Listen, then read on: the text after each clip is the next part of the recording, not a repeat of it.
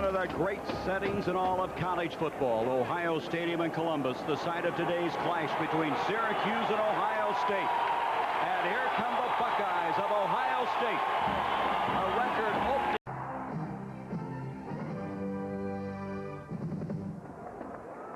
It's one of the great settings in all of college football. Ohio Stadium in Columbus, the site of today's clash between Syracuse and Ohio State. And here come the Buckeyes of Ohio State. A record opening day crowd of 90,000, greeting John Cooper in his debut.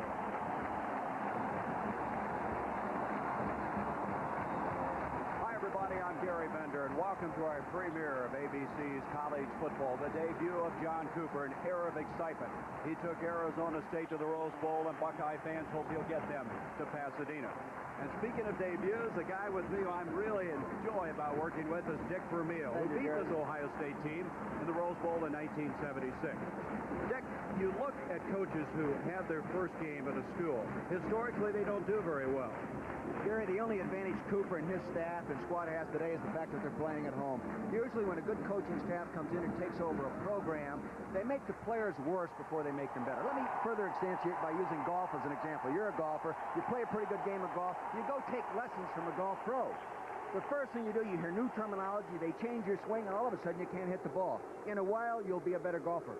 Cooper doesn't know how long it's going to take for them to be better football players.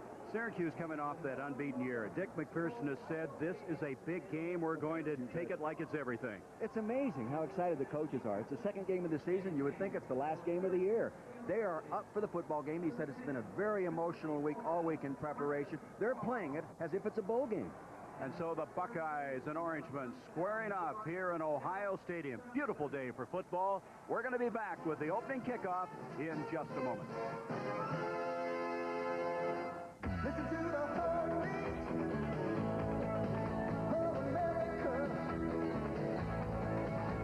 It's the rhythm of the moon, the pulse on the street.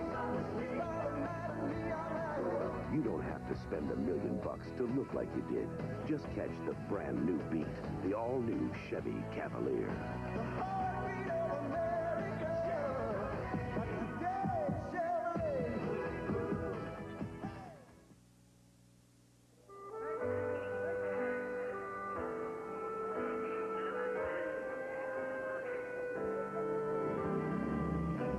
This memory is brought to you by Unical. Since 1951, we fueled more NASCAR winners than all other gasolines combined. And we put that same high performance and winning spirit into gasolines for your car. What you say we take her for a spin, Murph? Screw that shit.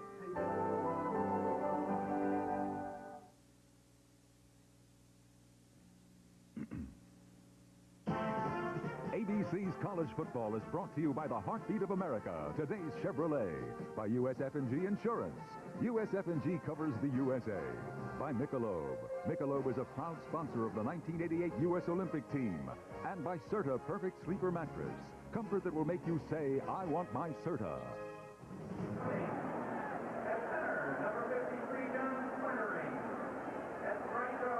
And so, Syracuse, who's already won one game, defeating Temple, 31-21. Dick McPherson, the National Coach of the Year, last year, unanimously, after posting an 11-0-1 record in his 8th year as head coach of the Orangemen.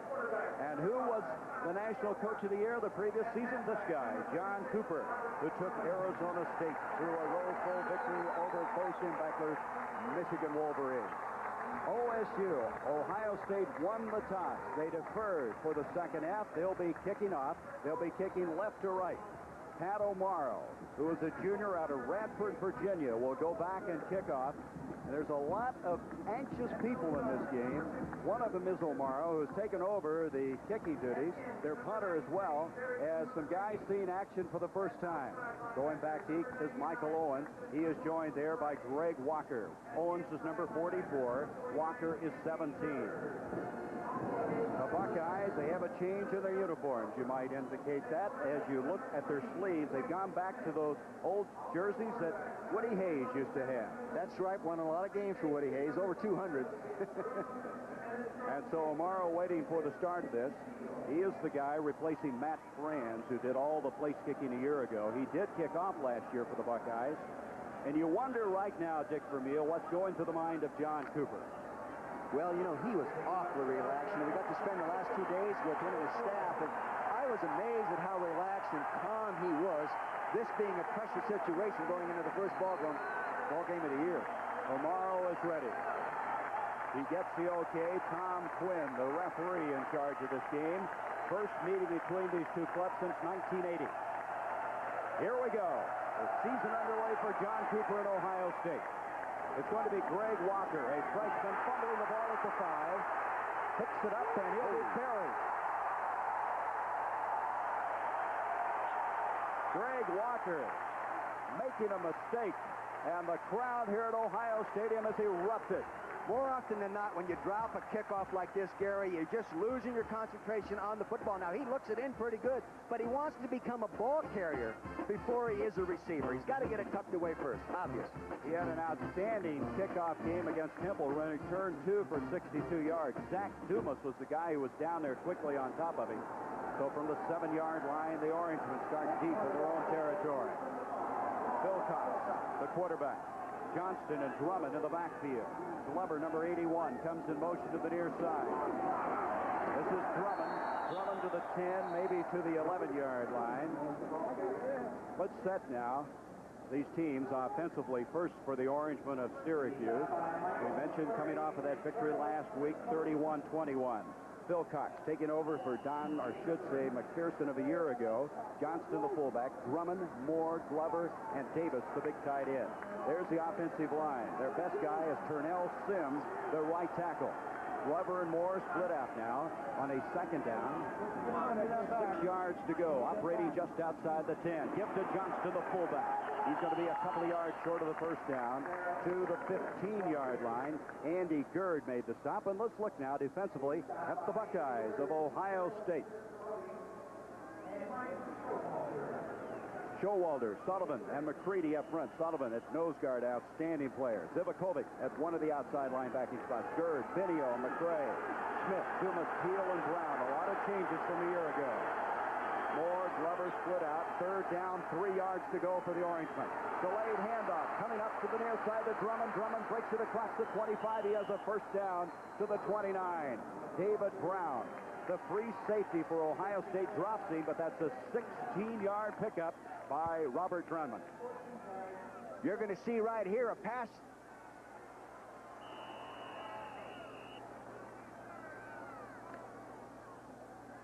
And so the line of scrimmage now just short of the 30s. You look again at that, Dick Vermeil. Drummond got excellent blocking on that delayed handoff.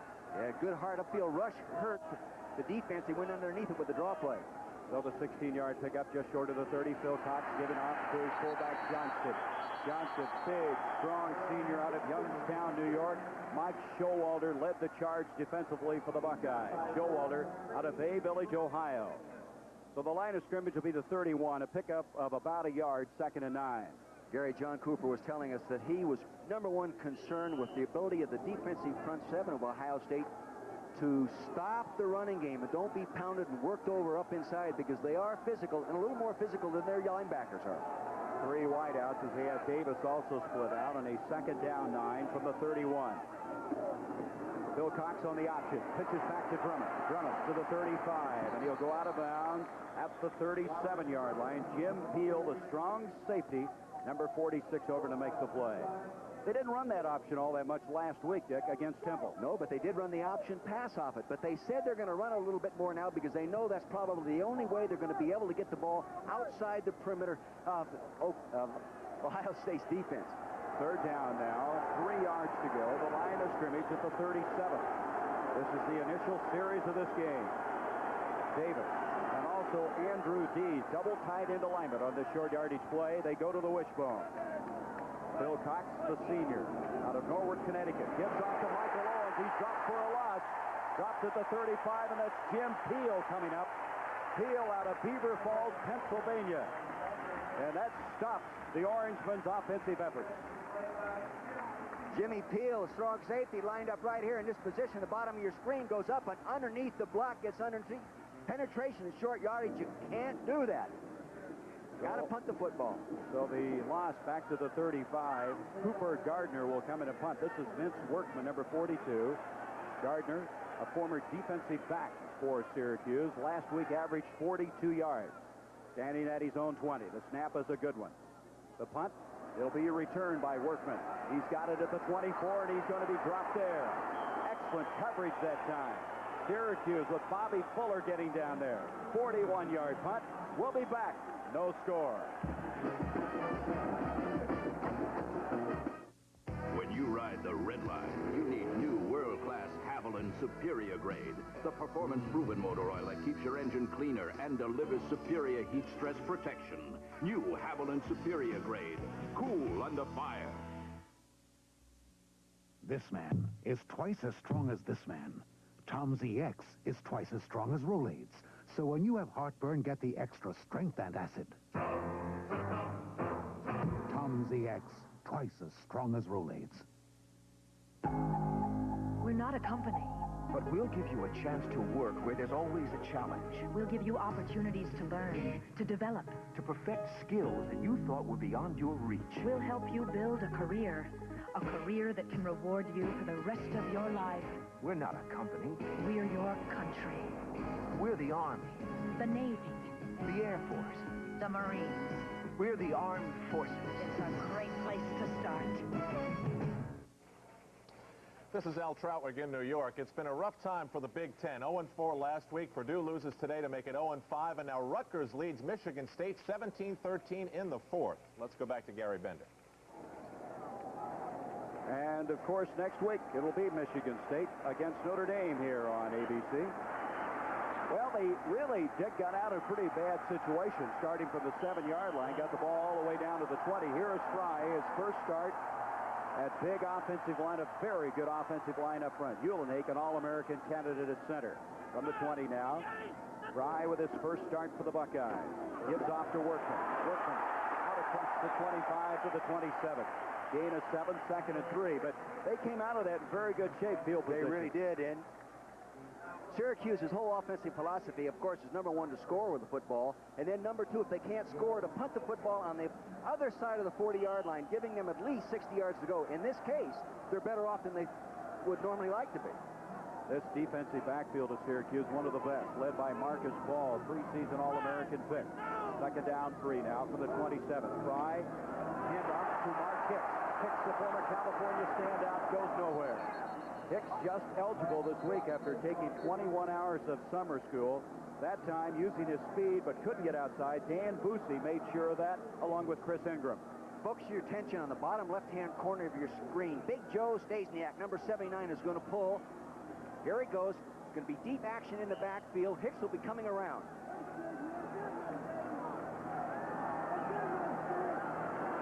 So it's going to bring up now 3rd down, still 2 yards to go. They gained a yard for all of that. High formation backfield, receivers wide left and right. Fry rolling to the near side on 3rd down. His first pass, Olive fell down. Bobby Olive, the intended receiver, number 8, trying to come back to the football, fell down, and so there was no chance to complete the pass. And that brings up 4th down. So Fry's first pass of the 1988 season, they weren't on the same page, so to speak. And now a big moment coming up for Ohio State. Jeff Bowman, his first punt ever. Sophomore out of Centerville, Ohio. They're going to come after him. The punt is underway. He did a beautiful punt. Chris Ingram goes back for the Orangemen. Up to the 20. And he'll be dropped at the 23. So Bowman, who they were very shaky about, came in and punted the ball 53 yards. No score at Ohio Stadium. Hello. Business has sure picked up here at Lucky's Castaway Club since he started serving our new Bartles and James Premium Tropical Cooler. Ed selected 5 natural fruit flavors to give it a lively tropical taste. Lucky's has become the in place for trendy singles. Ed heard you could get hit on down here, but we haven't seen any fights, and everyone sure seems to like our new Bartles and James Tropical Cooler. Thanks for your support. Listen to the heartbeat. of America. Chevrolet announces more Americans going back to work. The new second shift at our Michigan truck plant. They're dedicated to building America's best-built truck, the full-size Chevy truck, an American success story. Oh, the heartbeat of America. That's today's Chevy truck.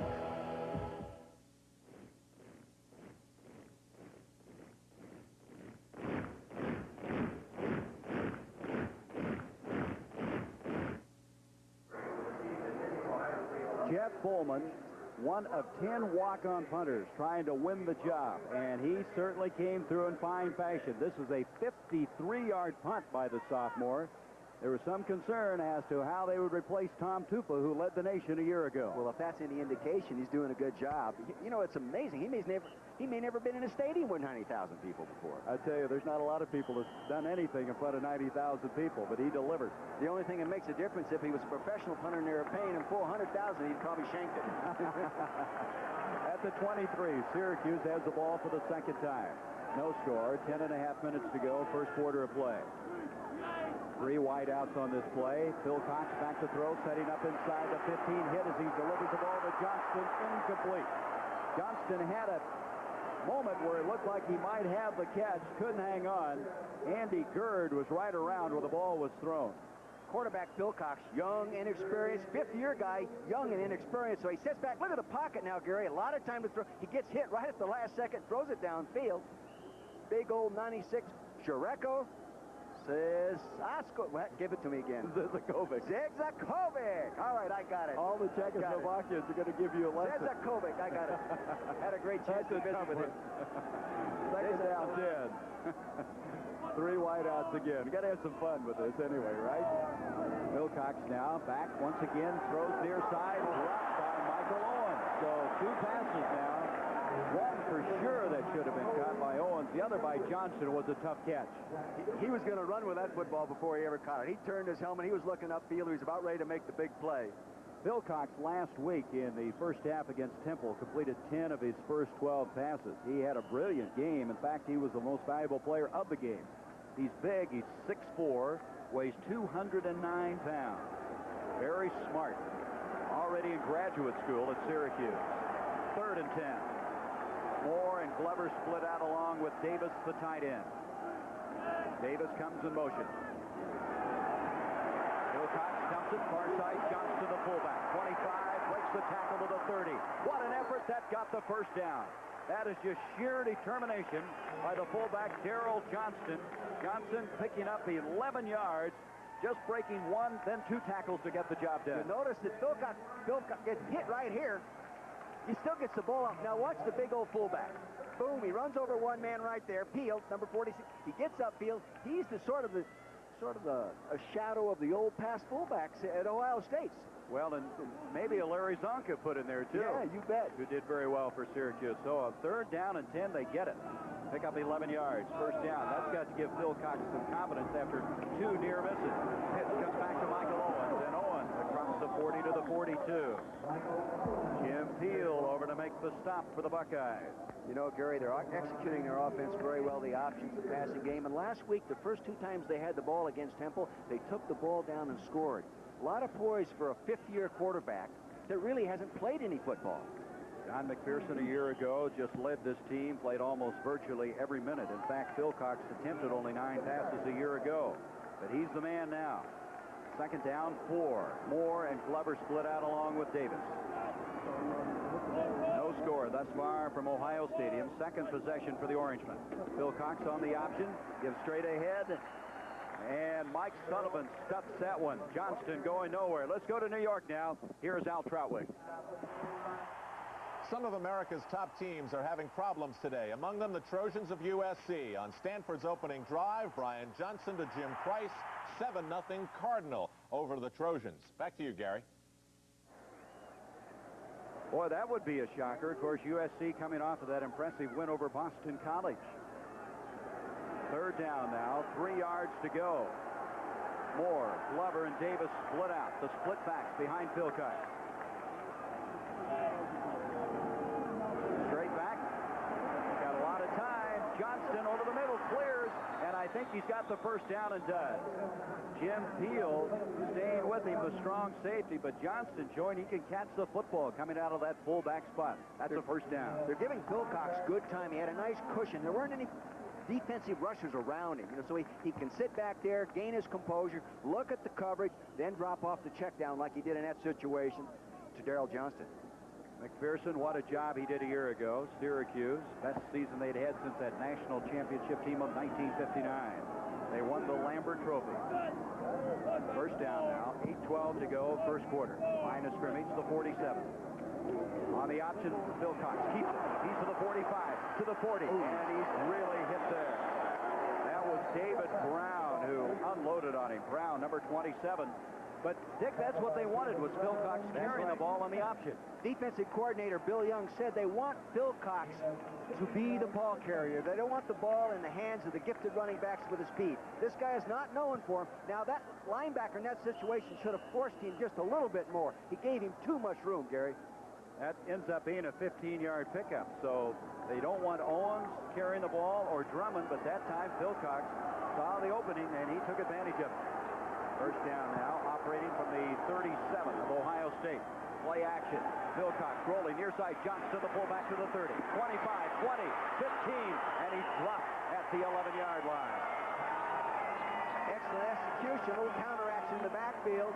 Fullback out of the backfield after being faked to initially.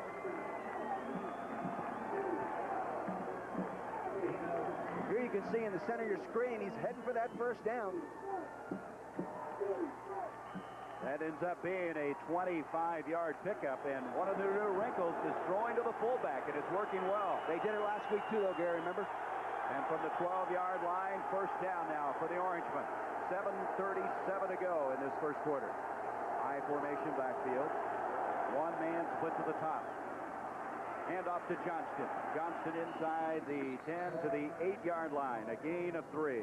Syracuse was 85% efficient in putting points on the board inside the 20-yard line last year, and they're very efficient. What was that stat they had? They were 17 for 17 and sent the 5-yard line? Inside the 5-yard line, yeah. That includes kicking field goals, but that's still outstanding. It really is. Line of scrimmage, about the 8.5-yard line. Let's make it second down. And that's where they'll have it, at the 8.5. Second and goal from there. Give to Owens, and his knee touches as he tries to make a cut. Michael Owens out of Carlisle, Pennsylvania, an outstanding basketball player, as is his brother, Billy, who is signed to Syracuse, considered to be one of the top 2 high school basketball players coming out of this year's camp. He and Alonzo Mourning. Coach McPherson, Gary, says that Mike Owens actually has more innate talent than their starter, Robert Drummond, number 36. It can make the big play, but he's not as consistent, not quite as disciplined yet. Third and goal now. Should say third and about 5. They can pick up a first and goal at the 2. Receivers wide left and wide right. The split backs behind Wilcox. Wilcox setting up. A lot of time going to the end zone, and nobody could get to that ball because Dwight Smith had turned around, defended Rob Moore, and McPherson's wanting some interference on that far side. You noticed that he had his hands back. He was not face guarding him or anything like. Here he goes, Rob Moore down the outside on the fade. Now Dwight Smith looking at him, so he's really making sure that he does not interfere with him in any way. Look at that. I didn't touch you, sir. I didn't touch you. That's a fine piece of defense. Great defense. Actually, it was a poor throw. Inexperienced quarterback trying to force the completion. Kevin J. Green now will attempt the field goal. This will be a 25-yarder. Wilcox to hold at the 6:13 mark of this first quarter. Green's kick is on the way, and Green has put Syracuse on the scoreboard. Kevin J. Green, who was 1 for 1 last week. That's officially a 24-yarder. This is a machine designed to keep you on time. And this is what makes it tick. People. Working together with clock-like precision, each dedicated to keeping you on schedule. Time after time after time. American Airlines, the on-time machine. Who flies overnight letters for just $8.75? Watch the birdies. Express Mail overnight service from your post office. Who drops by to pick up your overnight packages every day? You know us well. Express Mail overnight service. When we say overnight, we mean overnight. It's Chevy versus Ford, compact and full-size pickups in a test of standard four-wheel drive systems. They start in two-wheel drive, but they're going to have to shift into four-wheel to make it across the ditch of doom. The Chevy shift and keep going, but the Ford drivers have to stop and lock hubs. Why is America having a change of heart in pickups? Chevy gives you standard shift-on-the-fly Insta-Track. Ford doesn't. The heartbeat of America. That's today's Chevy truck. Syracuse with a 3-0 lead. That's the drive. 70 yards. Philcox engineering it so well, using his fullback effectively. Having to settle for the field goal after great defensive effort in the end zone by Dwight Smith. Plus, poor execution in terms of an inexperienced wide receiver in Rob Moore, number 14, and an inexperienced quarterback. The receiver just stopped dead in behind the defender, and the quarterback threw it anyway. So John Cooper's team will get the football, still looking for their initial first down of the game. They trail 3-0, 6:10 to go in this first quarter. Green will be kicking off. Vince Workman and Carlos Snow will go back to receive for Ohio State. To the near side, it's going to be Snow. He's got it at the 5, 10, 15, 20, 25, and he brings it out to the 28. Let's join another member of our broadcast team on the sidelines. Here's Becky Dixon. Thank you very much, Gary, and I'm with a family that has always felt that football is very important, especially when it's John Cooper football. This is the Cooper family. With me is Helen, the wife of John, also Cindy and John Jr. Helen, you know, John told us a couple of days ago that the pressure of being the coach at Ohio State is something that's with him 24 hours a day. What's it like for the family? Well, there's great pressure on the family. He has the one-loss record to think of, and I think for a family, we want to win to be accepted by the community. Cindy, your dad's coaching career has taken the family practically all across the country. How difficult has that been for you, always changing schools, new friends?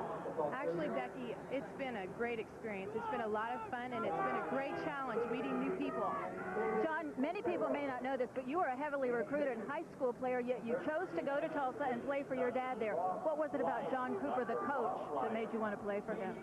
Well, I knew what kind of father he was, and he's a great father, so I wanted to just experience firsthand how he deals with his players, and Becky, I wouldn't trade it for anything. It was a great experience. All right, and I know you're anxious to get back on the sidelines and do something about that score. That's right. All right, thank you all very much, and best of luck this year. Gary? Thank you, Becky. Quite a family, the Cooper family. 2nd and 8 now. Fry delivering on target. And the catch is made by Jeff Ellis, a big sophomore tight end out of Louisville, Kentucky, and he's going to be something special. Marcus Paul made the stop, but it's a first down, the first of the game for Ohio State. Really well executed play-action pass. Throws all the linebackers, allowing the tight end to cross in there cleanly. No one around him when he catches the football. And that big Ellis is a gifted athlete. Well, his daddy was the ex-heavyweight champion of the world, Jimmy Ellis, and he's here at the game. 13-yard pickup on the play. But he lost a 12-rounder to Muhammad, didn't he, one time? I tell you, a lot of people lost to him. Give to Carlos Snow, and Snow out of Cincinnati, a sophomore who had a freshman debut that caught the eyes of most people, dropped by Rob Burnett. Outstanding defensive end for Syracuse. The line of scrimmage will be marked at the 47, and it'll bring up 2nd down and 7. Snow last year scored 4 touchdowns against Minnesota. He is a big play football player. He and Workman will share that tailback spot. Wes Sigenthaler and Bernard Edwards are split out. Snow in the backfield along with Matlock. Fry on a delayed handoff, trying to find some running room as Matlock, the fullback. Boy, that was sheer determination because Syracuse had that one jammed up pretty well. David Bavaro, number 59, the fine inside linebacker, stepped right up in the draw hole, took him on. Matlock, short, stocky little fullback. He spun off that tackle, worked upfield for a short gain. 3rd down and 3. Matlock was hurt. He was out about 10 days with a sprained knee. He's a walk-on from Columbus, Beechcroft High School. Always wanted to play for Ohio State since he was 5 years old. 3rd and 3. from the midfield stripe. Workman and Matlock in the backfield. Fry setting up. Quick look, far side. It's on target. The catch is made by Bobby Olive. And Olive has a first down inside the 40 to the 38. Chris Ingram defending on the play. And boy, that pass was very well thrown. Bobby Olive, another free agent. Look at the cushion out there, left-hand corner of your screen. He just comes up, runs a little 6-yard hitch, puts his hands up, says, hey, I'm wide open. Get me the football. Scholarship or no. This guy only weighs, what, 154? 154 soaking wet. He played so hard when he first came here, he earned the scholarship, and that shows why. All the way from Douglas High School in Atlanta. So the first down, pick up of 12 yards to the 38. Matlock bounces off the people inside the 35 to the 34. David Bavaro made the stop. Let's go back to New York. Here's Al Troutwick. Well, Gary, when this is announced in the Horseshoe, the place will rock. Rutgers upsets Michigan State at Michigan State this afternoon, 17-13. The Big Ten this year, 0-6. Back to you. Wow, I guess if the people there in Ohio Stadium get that score, that's a shocker. The Rose Bowl champion Spartans. That's our game next week against Notre Dame in Lansing. They'll be a little upset next week. Oh, George Purvis will get their attention. Second, Workman is drilled. Mark Swinson, number 88. I'm really impressed the way the Syracuse team delivers a blow. We saw that in last week's game. They really put the pads to you. Good fundamental coaching by that defensive coaching staff. Paul Pasquale, Randy Edsel, Clarence Brooks, they do a good job, all directed by Norm Gerber, the defensive coordinator. They hit you. Workman receiving that one from Swinson, who was ineligible last year due to academic difficulties. Brings up now 3rd down and 8, just short of the 35. Sigenthaler, Edwards split out. They go to the shotgun. Fry with a lot of time. Excellent protection. Clearing over the middle. The catch is made by Sigenthaler to the 15-yard line. Wes Sigenthaler out of Massillon, Ohio. Keith Freiberg caught up with him, and that's Sigenthaler's first catch as a Buckeye. Actually, it's a double zone coverage. Left-hand corner of your scheme. See him work underneath number 4. Sigenthaler works underneath in the zone, in there.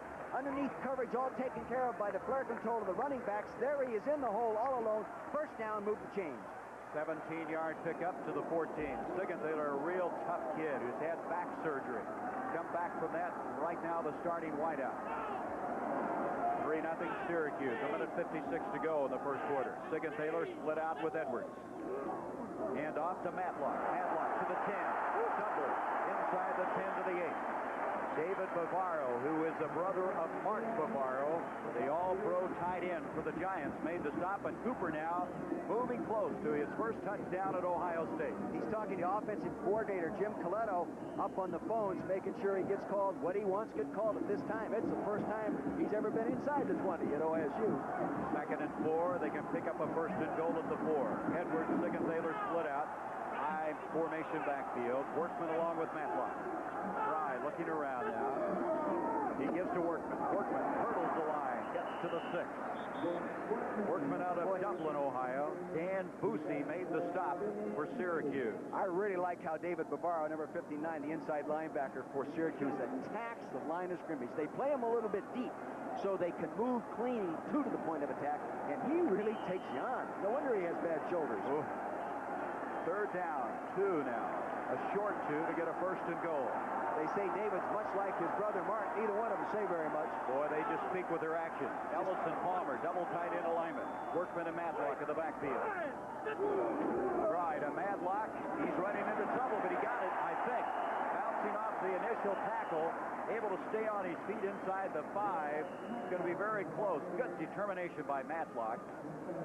He is short and stocky at 5'9", 220, and I'm not too sure he is 5'9" when you stand on him. Here he is, ground level, quarterback reverse pivot. Here he is, gets it. Now watch, big pile up now. You'll watch the center screen. Reverse pivots, he spins around to the left, works up. He knows where that 1st down is. He knows how to get it. And they got it. 1st and goal at the 4. Substitution now. Palmer, the tight end, comes out of the football game. Uhlenhake comes up. Zakharoff, Davidson, Moxley, and Stasiak. You know, Cooper's not the kind of guy offensively that they're used to around here at Ohio State. He will throw the ball down there in these situations. He keeps you nervous, very unsettling.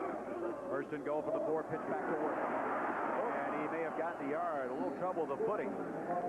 Yeah, well, he was over there. Good defensive penetration, forced him back up inside. He tried to make a cut, and he slipped. It's about the 3rd or 4th player I have noticed slipping on that AstroTurf.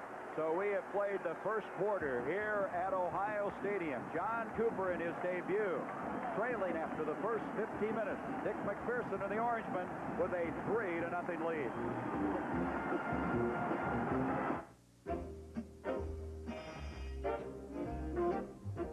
Someday, when I'm awfully low, when the world is cold, I will feel a glow just thinking of you in the way you look tonight. Lovely, don't you ever change, 'cause I love you just the way you look tonight. One taste will tell you why. Just the way you look tonight.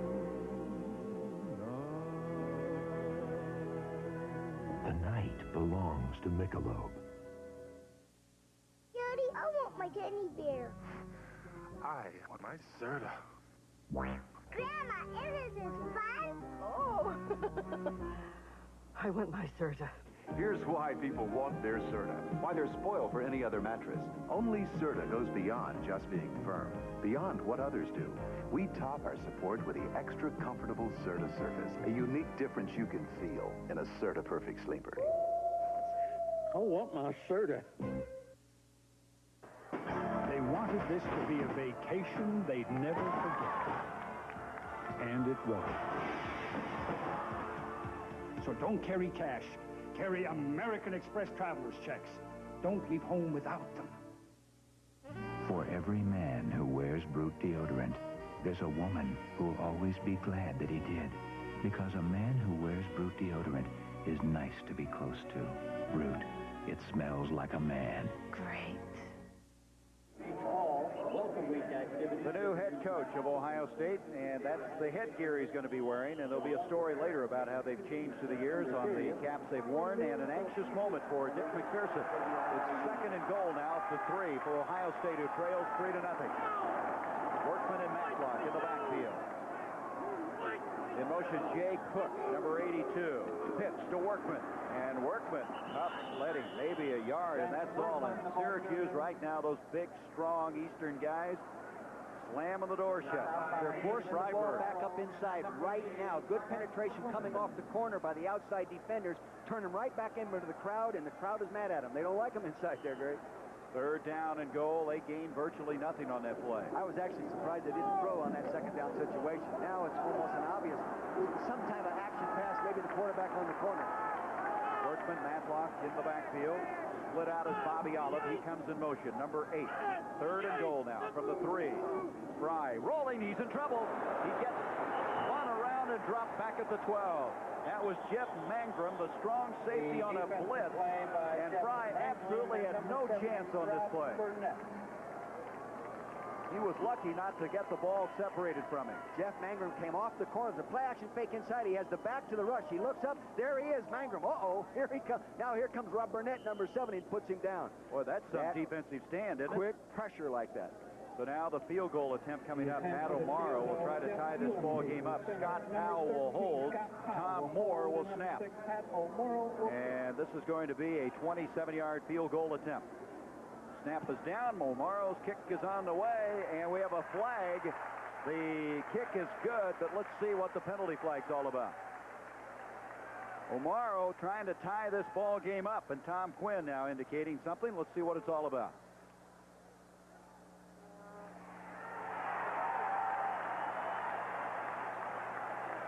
Here it is, the snap, nice placement, good kick. Let's see the contact.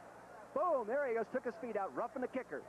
And that goes against Ingram, number 24, who cut him down around the ankle. So we cannot hear, or did not hear, Tom Quinn a moment ago.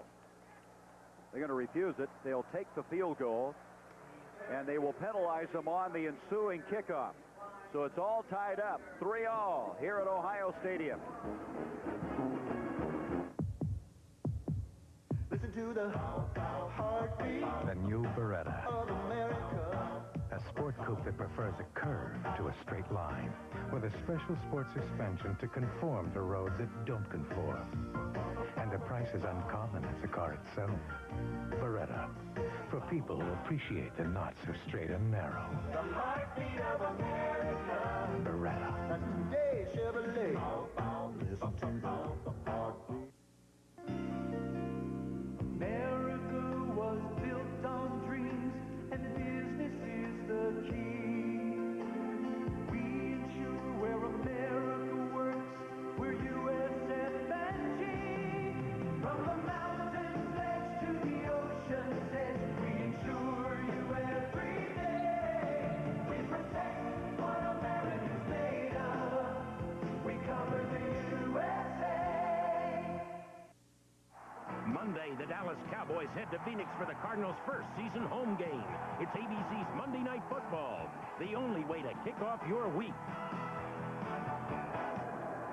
Some discussion going on here, Dick Vermeil, about whether Ohio State should have accepted the penalty, which is not an automatic first down running into the kicker. It had been half the distance. They would have had still about, what, a yard and a half to go, and you never want to take points off the scoreboard. Well, you do from time to time, depending on the game situation, the score. If you're behind, hey, and the 3 points isn't going to help you very much, you do. But in this situation, second quarter, early score, 3-3, hey, don't take the points off the board. Good decision. That was an impressive drive. It just stalled inside the 5, 16 plays, 62 yards, culminating into the field goal. Cooper's concern is he doesn't know how strong physically this team is. When he came here, took over the program, Gary, he had 3 guys that could bench press 400 pounds. He's used to being around bigger, stronger people. He's hired a new strength coach to improve that situation. I tell you what, with the size he gets, when he gets those guys strong, they're going to be scary, aren't they? They're big enough to eat hay, those guys in that locker room. You went in and you thought some of those guys were bigger than what you had in Philadelphia. They were. That Tim Moxley, they shouldn't give him a locker. They ought to give him a stall. He had about 305 pounds. Oh, holy mackerel. And he can move. He's only 6'7", 295 pounds. Yeah, and I don't think they have the correct weight. O'Mara, who tied it up, will kick off. Back deep, Michael Owens also over there as well. And that ball's going to make it into the end zone for the touchback. That was misjudged by Mike Owens. I don't know, is there a sunlight factor back here, Gary? I think probably he may have that looking right now as the sun starts to set behind these stands here in the west. Line of scrimmage now will be the 20. Syracuse, who took the lead in the first quarter on a 24-yard field goal, and Ohio State now has tied it up with a 27-yarder. You know what's really impressive to me is both of these quarterbacks executing so well in the passing game. And Fry in his first start. Yeah. Well, we talked to him. He showed a lot of poise yesterday. Yes, he did. And Phil Cox has done the same thing. On the 20-yard line, 3 wideouts on this play. Johnston, the lead back. The guy behind him is Drummond, and Drummond has the ball. Drummond across the 25 to the 27. Drummond, the ball carrier. It was a real nice block by Mike Bernard, who pulled, I think it was the left tackle, 69, pulled across and trapped just in time to break that play open. As you take a look at this here on your screen. Okay. Well, we'll take a replay later, huh? Give me one of those juices. The Buckeyes and the Orangemen from the 29-yard line. Now, gain of 9 on that play. 2nd and 1. Rob Moore and Glover split out, and sneaking it is Phil Cox, and he got the first down. As big as he is, at 6'4", almost 210 pounds, that's a pretty effective play. It is. This guy is, as you said, a bright young man. Had the opportunity to talk with him in the locker room yesterday, and exudes confidence, exudes awareness of what he's doing. He knows his responsibility. Very excited about the opportunity to play after sitting and watching McPherson, the great quarterback, play all those years. Who, by the way, is with the Philadelphia Eagles now. At the 32-yard line, first down now for the Orangemen. Johnston, Drummond, the back. Behind Phil Cox. That's Glover in motion. And a whistle. Flag on the play. We have not been able to hear Tom Quinn earlier. Let's see if we can pick up his microphone. This is a mixed crew of officials, right? Big Ten, Pac-10. Dead ball. All-start offense.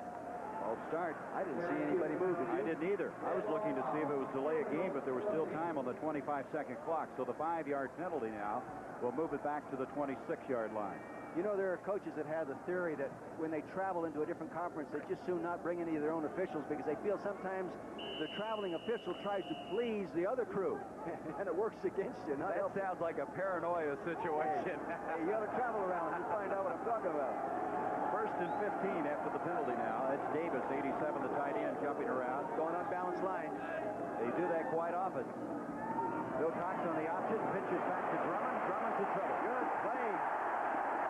Excellent reaction by the Buckeyes. The scarlet and gray there, led by Michael McCray, the All-American candidate. Mark Polini, a backup free safety, and they had that one diagnosed from the moment it started. As you watch this from the... Watch the option inside now. They run the fake to freeze the linebackers, and they do a good job. Now watch Peel, number 46, as a safety, coming inside out, forcing it wide, and there's his buddy, partner in crime, Mike McCray, the outside linebacker, making the play.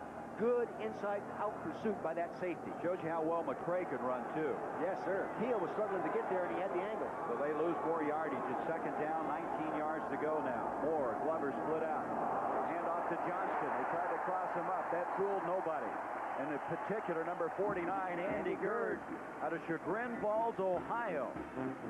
Andy Gerd likes to play football. You know that Andy Gerd was born in Belfast, Ireland. Here he is playing football at Ohio State.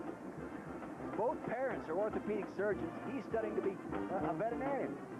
Pretty bright linebacker. I'd take my horse to him, wouldn't you? That's right. He started last year as a true freshman. He's had a lot of shoulder problems. They're concerned about the health of those inside linebackers, in particular Gerd and John Sullivan. So now third down, still 19 yards to go.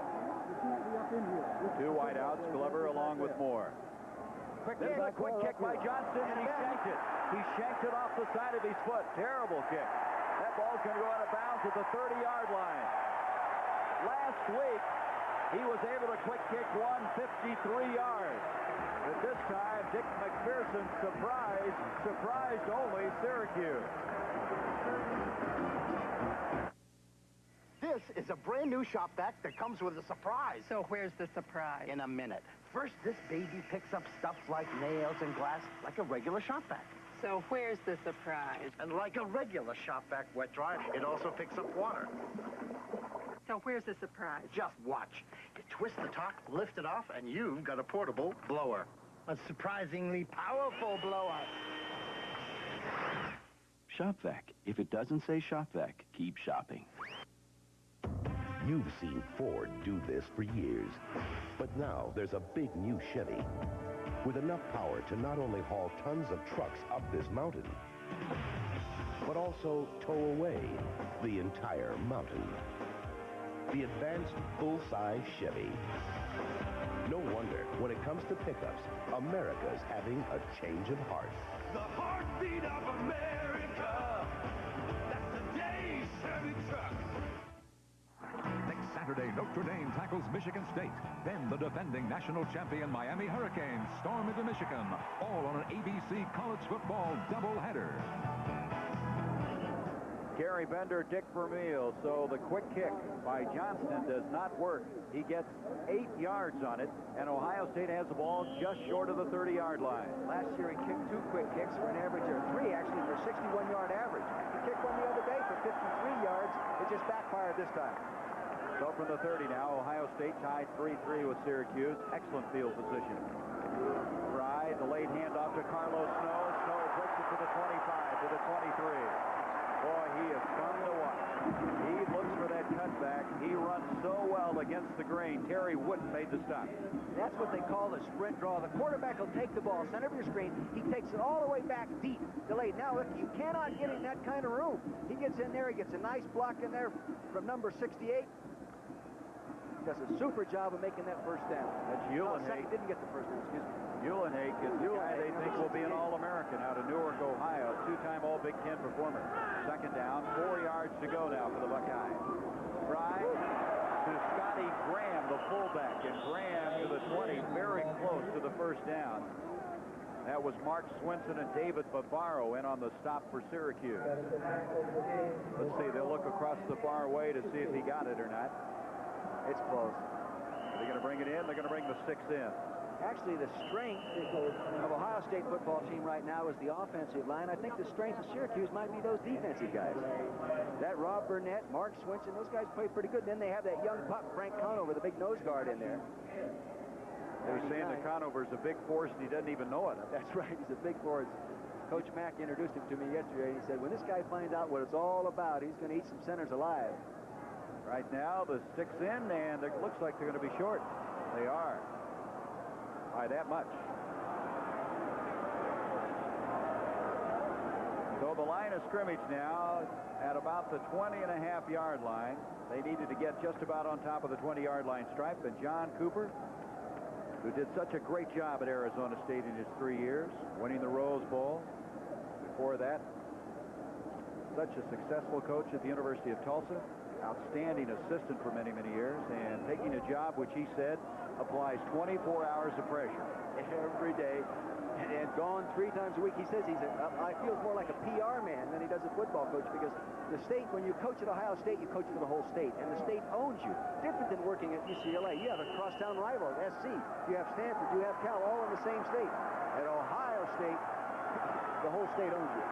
Here we go, 3rd down and inches.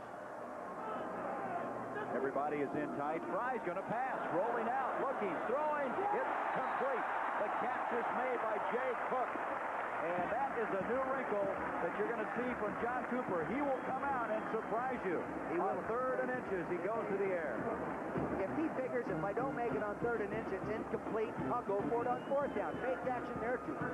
Badlock number 11, he gets a pickup. There's Cook right there sitting in the zone. And actually, a lot of college teams play zone in the short yard goal line situations. They just tighten it up. In that case, they were in zone coverage. Well, the fans here are going to love that call, aren't they? Oh, they love it already. Line of scrimmage just inside the 15. 1st down now.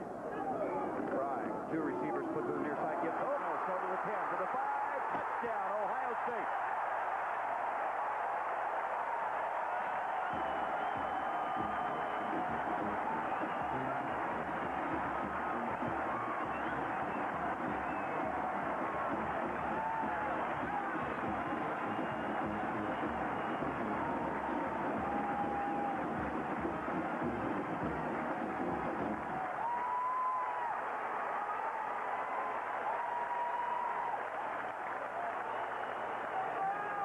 So for the first time in this game, the Buckeyes have the lead.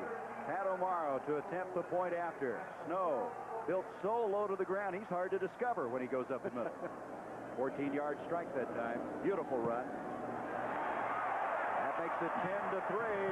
Let's look at it again, Dick. Here he is, just the I formation slant play. Gets the ball back to him deep. He finds a little crack.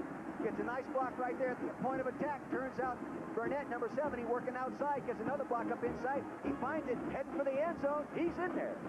So Snow scores the first touchdown in the John Cooper era. It took 2,000 years, but a revolutionary discovery is changing the way men think about coloring their gray hair. It's called Just for Men, from the leader in men's hair coloring. Simply apply Just for Men, and in 5 minutes, shampoo out. Your gray is blended away, leaving your natural-looking color. 5 minutes. Here, look at me. Just for Men leaves your hair looking healthy and fuller, and it won't fade or wash out.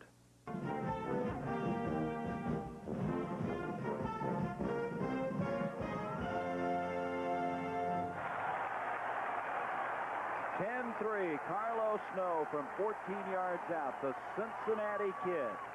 Going to hear a lot about him in the years to come. A sophomore, as John Cooper's team now with a 10-3 lead at the 9:08 mark. And of course coming after that 8-yard quick kick, which set it up at the 30-yard line. You know, it's no surprise that Snow could find the end zone. He's the national high school scoring leader in touchdowns with 108 rushing touchdowns. Heck, the guy scored 31 as a senior. That's more than most teams score in a season. That's a career for most people. O'Mara now ready to kick off. Michael Owens goes back along with Greg Walker. 10-3, the Buckeyes. It's going to be Walker this time, the freshman out of Williamsport, Pennsylvania. Out to the 22. Well, tonight, something special coming up from the Rose Bowl. ABC's college football featuring a matchup between the Cornhuskers of Nebraska, 5th-ranked UCLA, number 2-ranked Nebraska. 8 o'clock Eastern. Troy Aikman, the leading Heisman Trophy candidate, but don't forget about Steve Taylor of Nebraska. And he's good, but Troy Aikman is more the classic passer. Steve Taylor, the mobile guy that can run and pass. Hello, Mr. Snow. Tell you, whoever wins that ball game is going to be a real threat to Miami for the national championship in the early going. You could say that this early. You know, a lot changes between now and SC. You know, but from the 22 now, Syracuse trailing for the first time in the game. Philcox gives off to Owens, and Owens spun down for maybe yards. And right now, you can see the defense has gotten a real lift from that Ohio State offense. Michael McCray out of Dayton Dunbar, and Ken Coleman also out of Dayton, making the stop. Gain of maybe a half yard, and that's all. McCray, great speed, just has a chance to be outstanding. All-American candidate. He played with Keith Byers at Dunbar High School and was a basketball center, believe it or not. Glover and Moore, the wideout. Second, almost 10. Davis, the tight end, in motion. Philcox with time. Davis over his head and picked off. Picked off by Brown. David Brown's got it, and Ohio State has it.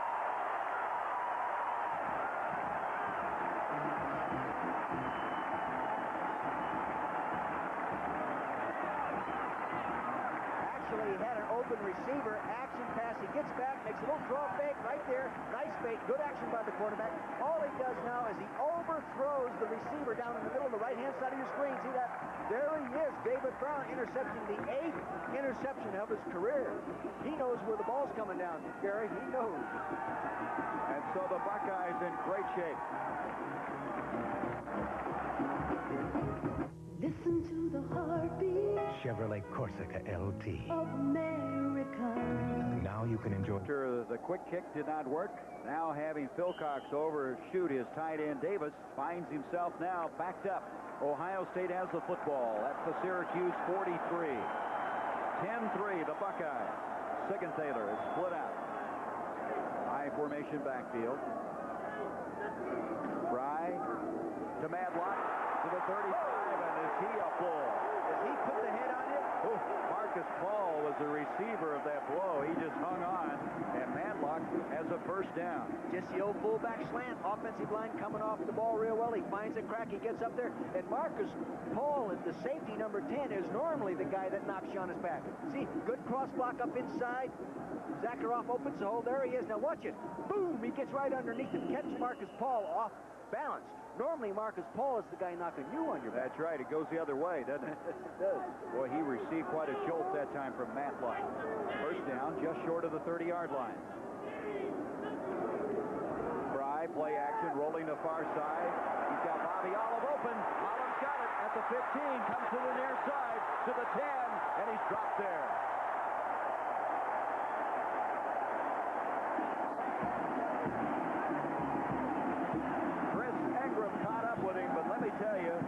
Was so open, it was almost embarrassing. That was an 18-yard pickup. It was a deep square in pattern, Gary, and he got down there. He found himself in the hole, and then he started working toward the middle. He had his hand in the air like he's going to signal for a fair catch, trying to draw the attention of the quarterback. That is going to also add some more yardage. You saw Tom Quinn indicate tackling by face mask. Play action fake against him. Nice fake. Now he gets outside to the right hand of your screen. He's got Jeff Davison out there. He has plenty of time, and here he comes across in that big hole. Zone coverage, no linebackers back in the zone due to the play action fake. Big play. 18-yard pickup. Well, Ohio State was concerned.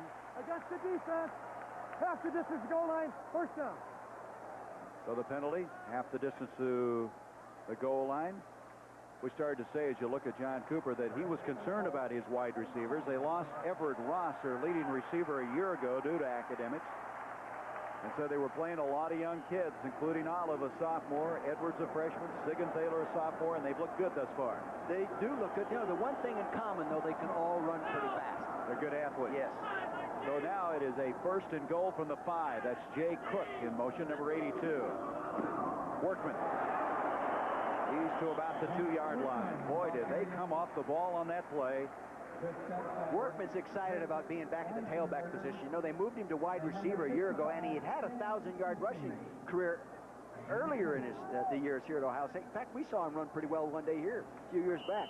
He's really excited about being back in that tailback position. Well, his sophomore year, he gained over 1,000 yards. They thought he'd be the next great back. Earl Bruce moved him to a wide receiver. He asked to come back, and as you mentioned, he's happy. Oh, he likes it. Bobby Olive split out. Likes the new offense, too.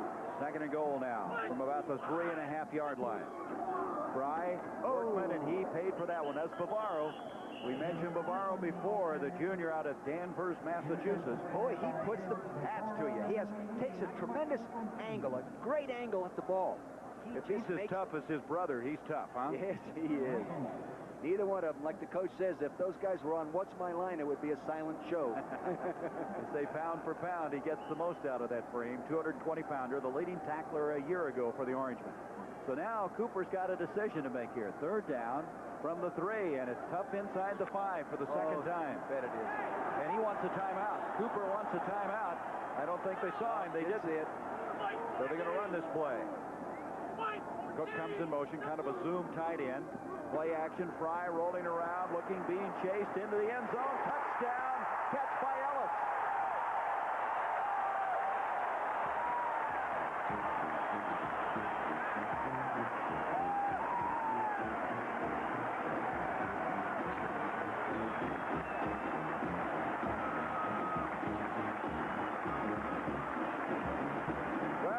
That's one of those plays where you're glad they didn't see the timeout. That shows you sometimes how important coaching is. They made the call. They didn't like the call. They're trying to get it changed. The quarterback goes ahead and runs a touchdown. Coach would call on the phone. You know, guys, that was a heck of a call after all. Yeah, great job in the press box. He'll probably tell him he wasn't trying to get a timeout now. Yeah, I was just waving to you. Anyway, Ellis, boy, is he an impressive guy, the sophomore with the catch. Point after attempt by O'Maro, and Ohio State, after trailing early in this game 3-0, now has bounced it to a 17-3 advantage.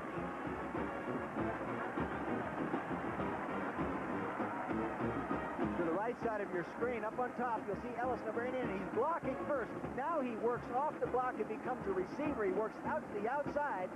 Here it is. He breaks away. There it is. Touchdown. He's getting off Keith Freiberg. That's really tough coverage for a linebacker. And Ellis showing the good hands, takes it in.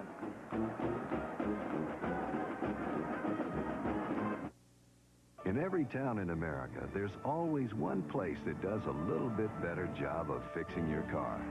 And it seems the things they all have in common are great mechanics, great service, and Napa parts.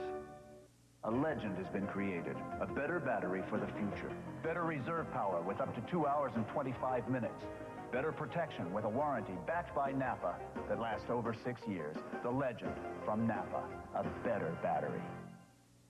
I stained this last year, and it's fading already. Why? You didn't protect it with Thompson's Water Seal Solid Stain. Look at that streaking. Guess I used the wrong stain. You did.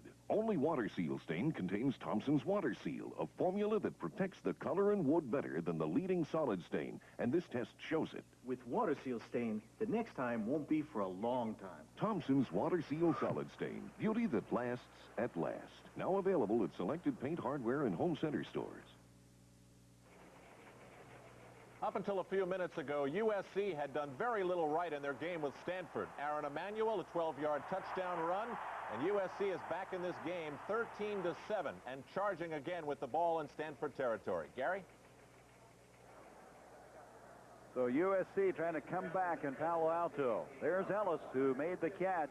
And we are really impressed with Fry. He is 6 of 7 for 76 yards, and of course that touchdown just a moment ago. When you think he had 20 minutes playing time last year, he's doing exactly what John Cooper said he'd do, though. Gary says the guy will execute the offense intelligently. He'll make good decisions. And we just watched him on the practice film, no game film to look at. He did just that. I think one one thing he's got going for him is that line really doing a great job up front for him, protecting him. He's got great confidence in him. The other thing he's got going for him, too, he's a very bright young man. He's a smart, he's a very good, he's an English student. He knows what he can understand, you know.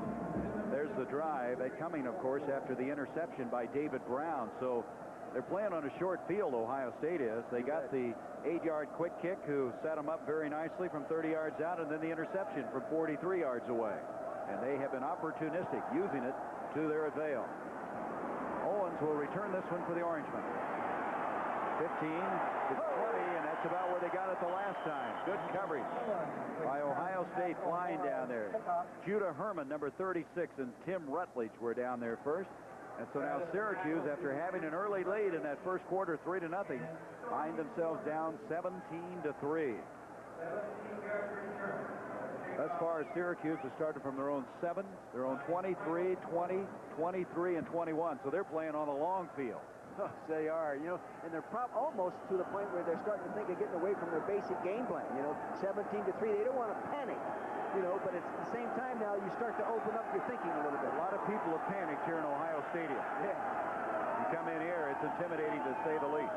From the 21 now, Bill Cox on the option, pitches off, nice pitch to Drummond, 30, 35, and that'll take some of the panic away. That was very well executed by Bill Cox. Drummond, after he was able to hang on that ball until the last instant, able to pick up on the play 18 yards. Well, you remember the last time, Bill Cox kept the ball. They didn't force him to pitch it. He went up inside, made an 8-9 yard gain. This time they forced him to pitch it. They're going to have to get a happy medium in that defensive adjustment. You know what was impressive? They came to the short side with that option and still made it work. It's hard to run it to the short side unless your defense is already over-shifted the field, and that was the case in that situation. Drummond, 6 carries, 49 yards. First down now at the Syracuse 39. Bill Cox delayed handoff, and it's Drummond again. Drummond to the 43-yard line. The ball carrier. That was Mike Sullivan, number 67, the nose guard, leading the charge. Mike and his twin brother John in that starting lineup, both out of Timberlake, Ohio. Sullivan, nose guard, left center of your screen, right on the center. Number 67, look at take on the double teams. He spins all the way back, comes back out of it. 57, his twin brother. Johnny Sullivan goes ahead and finishes him off. Did you see him? He buried himself under the double team, spun back inside, boom, makes the play, then gets some help from the other half of the family. He had to do a 180, didn't he, to stay alive on that one? Good thing he's short. Second down, 6, gain of 4 for the Orangemen. 17-3, Ohio State. Bill Cox wanting to throw. A lot of time. Swings it far side. The catch is made by Drummond to the 45. Lowers his head, and he's got the first down. And that is a very resourceful run. Zach Dumas met him over there, but Drummond with good leg drive got the yardage he needed. He wanted to go downfield, of course, with the ball. He wasn't thinking of laying it off. But what was nice about this, if in terms of Syracuse, the key to that play was Duval Glover, the wide receiver, who was downfield. Gary worked all the way back and got a key block to allow him to make the first down. They don't throw a lot of passes to Glover because of the defensive coverage. They will overload on his side. And he is always the receiver to the wide side of the field.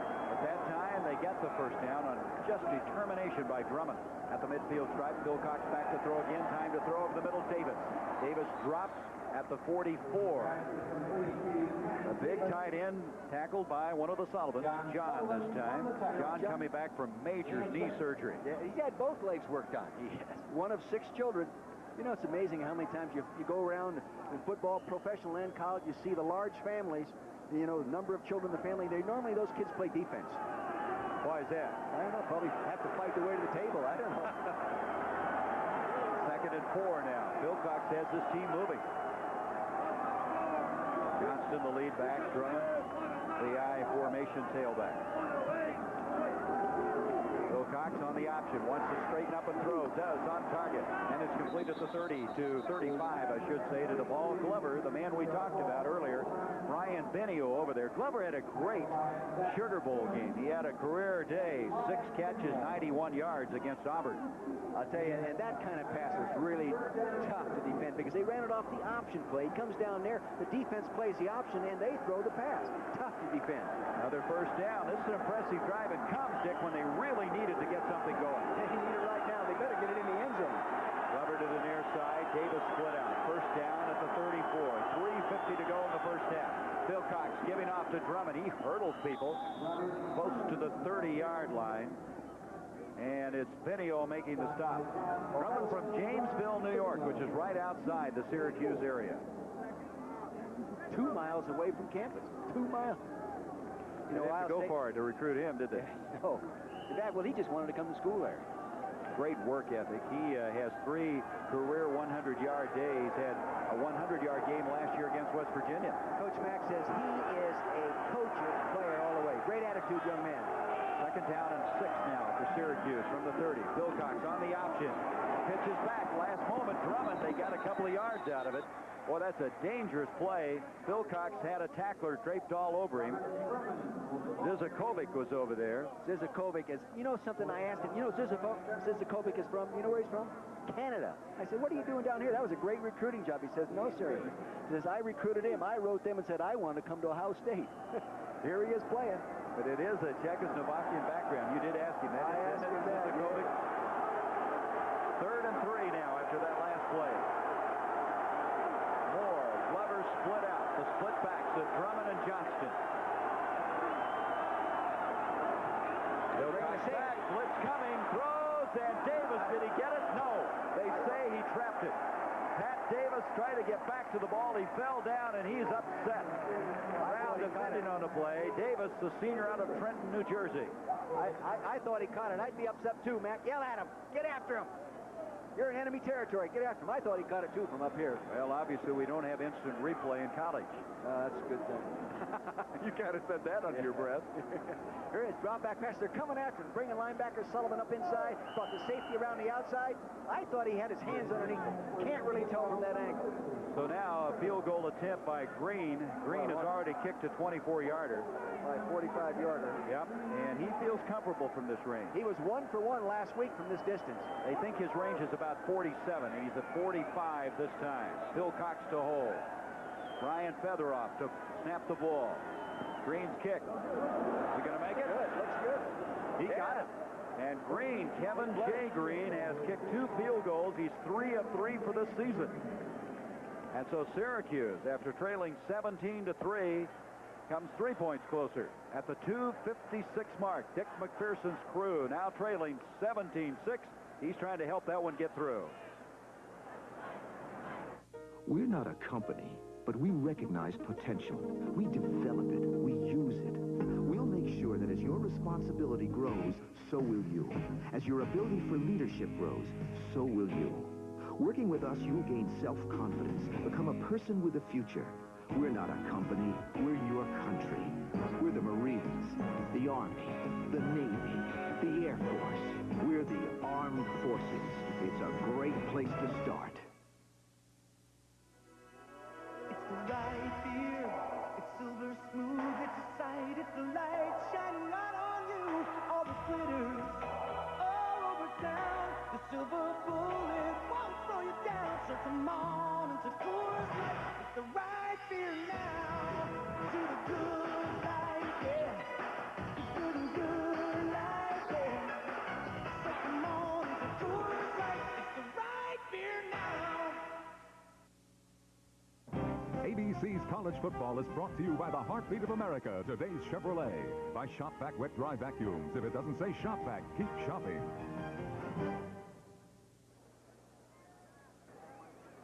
Ohio Stadium, a record crowd for opening day, 90,000 plus.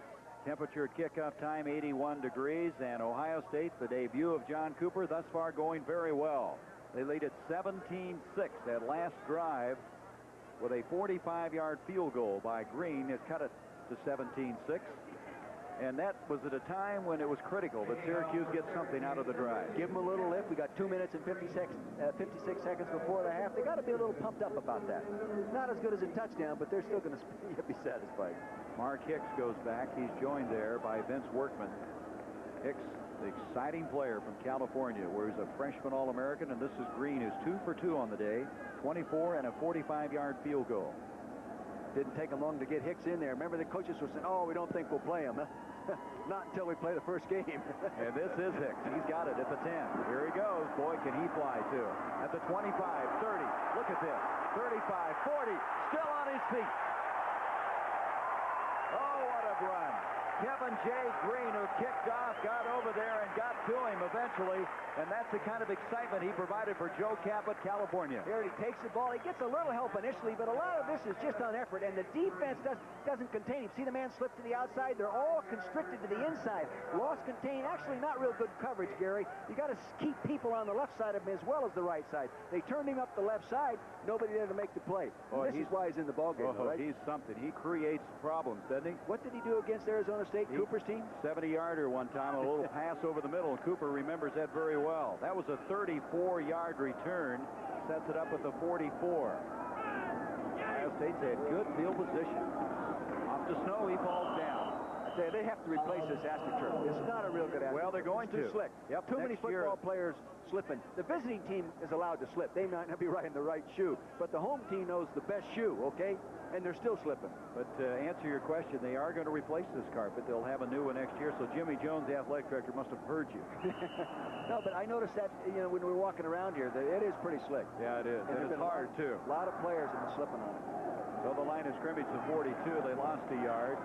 Second down, 11 yards. Siegenthaler, Edwards split to the near side of the field. 17-6. Blitz coming. Fry reads it. Ball is broken up. Deflected. Fry saw the blitz coming from the near side. It was Mangrum, the safety. Tried to get rid of the ball, and somebody reached up and got a hand on it. They tipped it. It was either Mangrum tipped it or Terry Wood. Maybe Wood, number 90, tipped it. Good pressure coming that time from Syracuse. Boy, the Orangemen have made it tough. You get inside that 5-yard line, you got to work for everything. And right now, Ohio State has a 3rd and 11. Siegenthaler, Olive comes split out. Olive to the near side.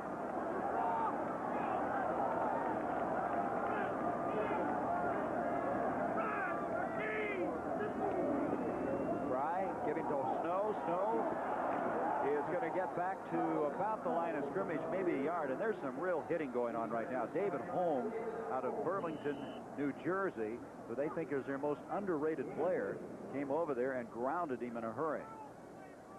Talk about Cooper's team not being strong. Syracuse's team is strong. They have been in the weight room, and it's been a big advantage to them. They're also very agile. Coach Mack is very excited about Mike Walsh's contribution as a strength coach. Speaking of the strength coach, Becky Dixon's with him. All right, thank you very much, Gary. As you know, John Cooper said after he saw this team in the spring, if there's one thing he wanted to improve, it was the team strength.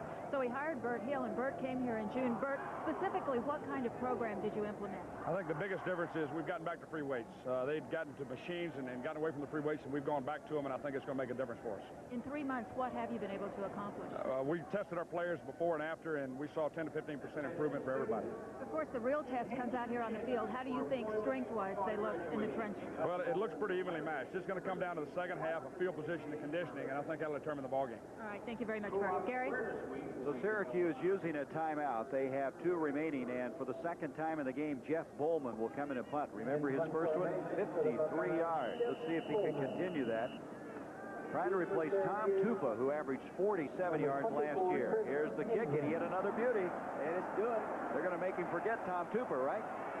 Back it comes to Ingram. Chris Ingram to the near side of the 20. You know, Flying down there was Matlock on the stop. I think you have to give Coach Cooper some of the credit for the success of Bowman's punting right now, because he said, he is my punter. I'm going to live and die with this guy, and if he punts a bad one and when he comes out, I'm not going to chew him out. He's my guy, and the punter has to appreciate that. Hey, let's switch now and think about Monday night from Sun Devil Stadium in Tempe. The Dallas Cowboys going into Phoenix. It's the first regular season home game for the Phoenix Cardinals, who lost a tough one at Cincinnati, and Dallas losing a bitter game to the Pittsburgh Steelers. I notice people are already writing Dallas off. What a big mistake it is to write Tom Landry's football team off this early. I've done it a few times, got beat. He's only been coaching 29 years there. Back to throw is Phil Cox. Up the middle, and Rob Moore's got it. He corrals it at the 40. So Rob Moore, who they think is the next Al Toon, if you will. 6'2", 197, a sophomore out of Hempstead, New York. They're going without a huddle. They have the line of scrimmage at the 39. You notice Phil Cox yelling left and right. We saw him go through this yesterday on the field, Gary. He's going, hurry, hurry. Then he calls the play. They have 2 timeouts left. 1:35 to go in the first half. Phil Cox back. Watch the time on target. Owens will try to get out of bounds and does, and get some additional yardage just across the 50. And Andy Gerd made the stop. I think he made the first down too, but the quarterback starts yelling, hurry, hurry, hurry, hurry. That tells everybody, forget the huddle. We're going to line up right on the line of scrimmage. If he doesn't yell that, they come back to the huddle. Coming up at halftime, the Prudential halftime report, a preview of that big game tonight from the Rose Bowl, Nebraska, UCLA. That'll be something special. Your buddy Terry Donahue would like to win one. Osborne is 4-0 against him. He knows he has the great quarterback. He's a little concerned about not having the great supporting cast in terms of receivers for him.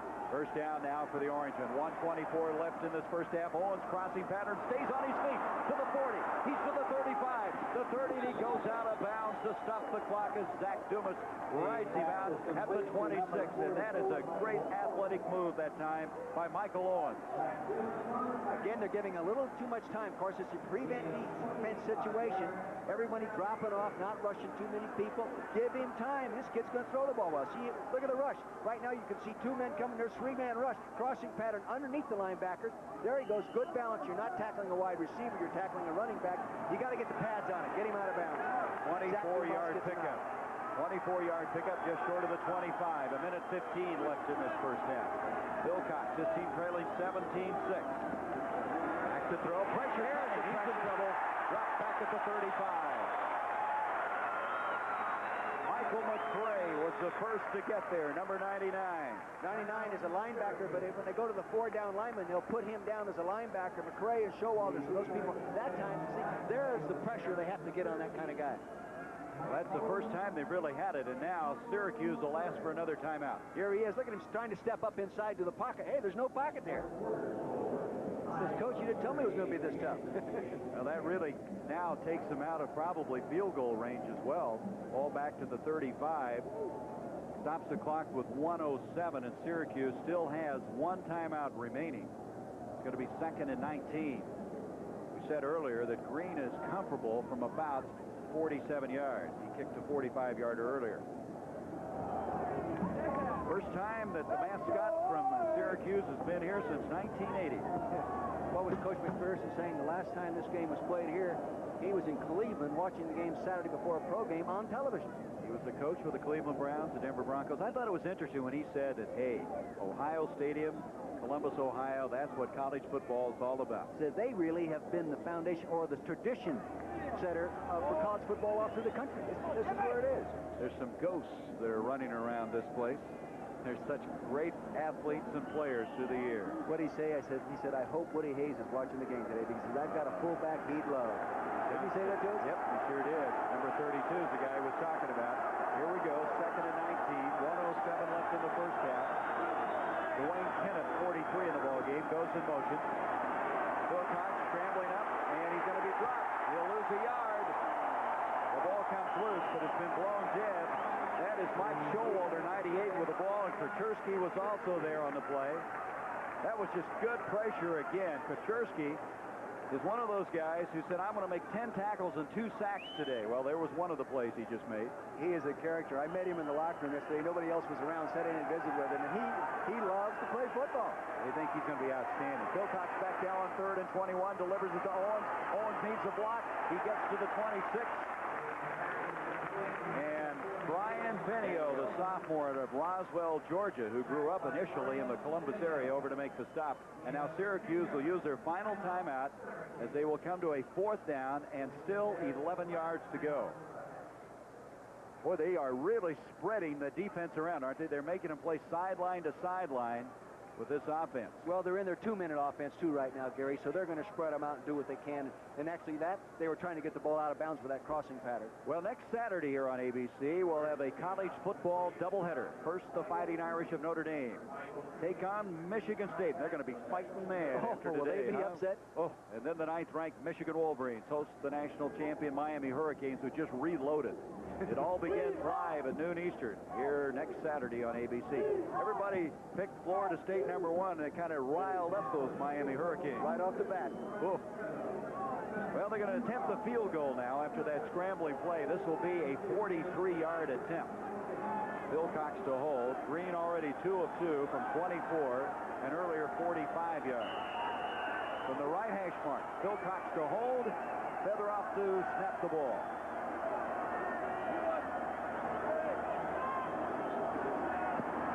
Green's kick. And this kick is no good. Wide right. So he misses his first field goal of the season. JC transfer from Simi Valley, California. Went to Moore Park Junior College. Brought to Syracuse to do the job kicking. He waited 2 years to get a crack at it. Of course, he is still having the pressure of the streak. The streak being 227 straight PATs. That's an NCAA record. He inherits that streak, and there's some thought about that's more pressure than Syracuse really wants. Yeah, Coach Mack says, you know, if we ever got ahead enough, I wouldn't mind if we miss one just to get out from underneath it. But when it's tight, let's keep the streak going. Well, last week, he was 4 of 4 in the PAT department. That's a lot of points after in a row. Isn't that something that's remarkable when you think about it? Line of scrimmage at 26 now with 22 seconds, and Ohio State will be content to go into the locker room with a 17-6 lead. A lot of football in this first half, Dick. Good execution by both teams. Syracuse has broken down with a turnover. They've given Ohio State the good field position twice. Ohio State takes advantage of it. And so John Cooper's debut is successful at the halfway point. Cooper, after trailing early in this ball game, 3-0, tied it up 3-3, and then bounced it to a 17-3 lead before Green was able to cut it to 17-6. I think the Ohio State fans are going to like this little debut. Has the better of it, leading 17-6. Really, two big plays in this game really caught Syracuse. They tried the quick kick and went 8 yards, and then the interception. Those two plays gave Ohio State great field position. I think that's the difference. If you look at the stats, you know, Syracuse is dominating. 210 yards to 135. If Syracuse will come back and keep running that option, I think that'll help them. And Ohio State seemed to really start gathering and gaining confidence in the second quarter, regardless of field position. I thought it was very good poise. They dropped behind early in the ball game, 3-0. Part of that poise coming through Greg Fry. I thought he just did an outstanding job. Yeah, he did a good job. He did in the game exactly what we watched them doing from the practice film. Throw the ball, execute the play as designed. They've got to get more pressure on him to break down that execution. Well, we're going to take a look now at the 2 Ohio State touchdowns. Of course, both of the scores coming by field goals for Syracuse.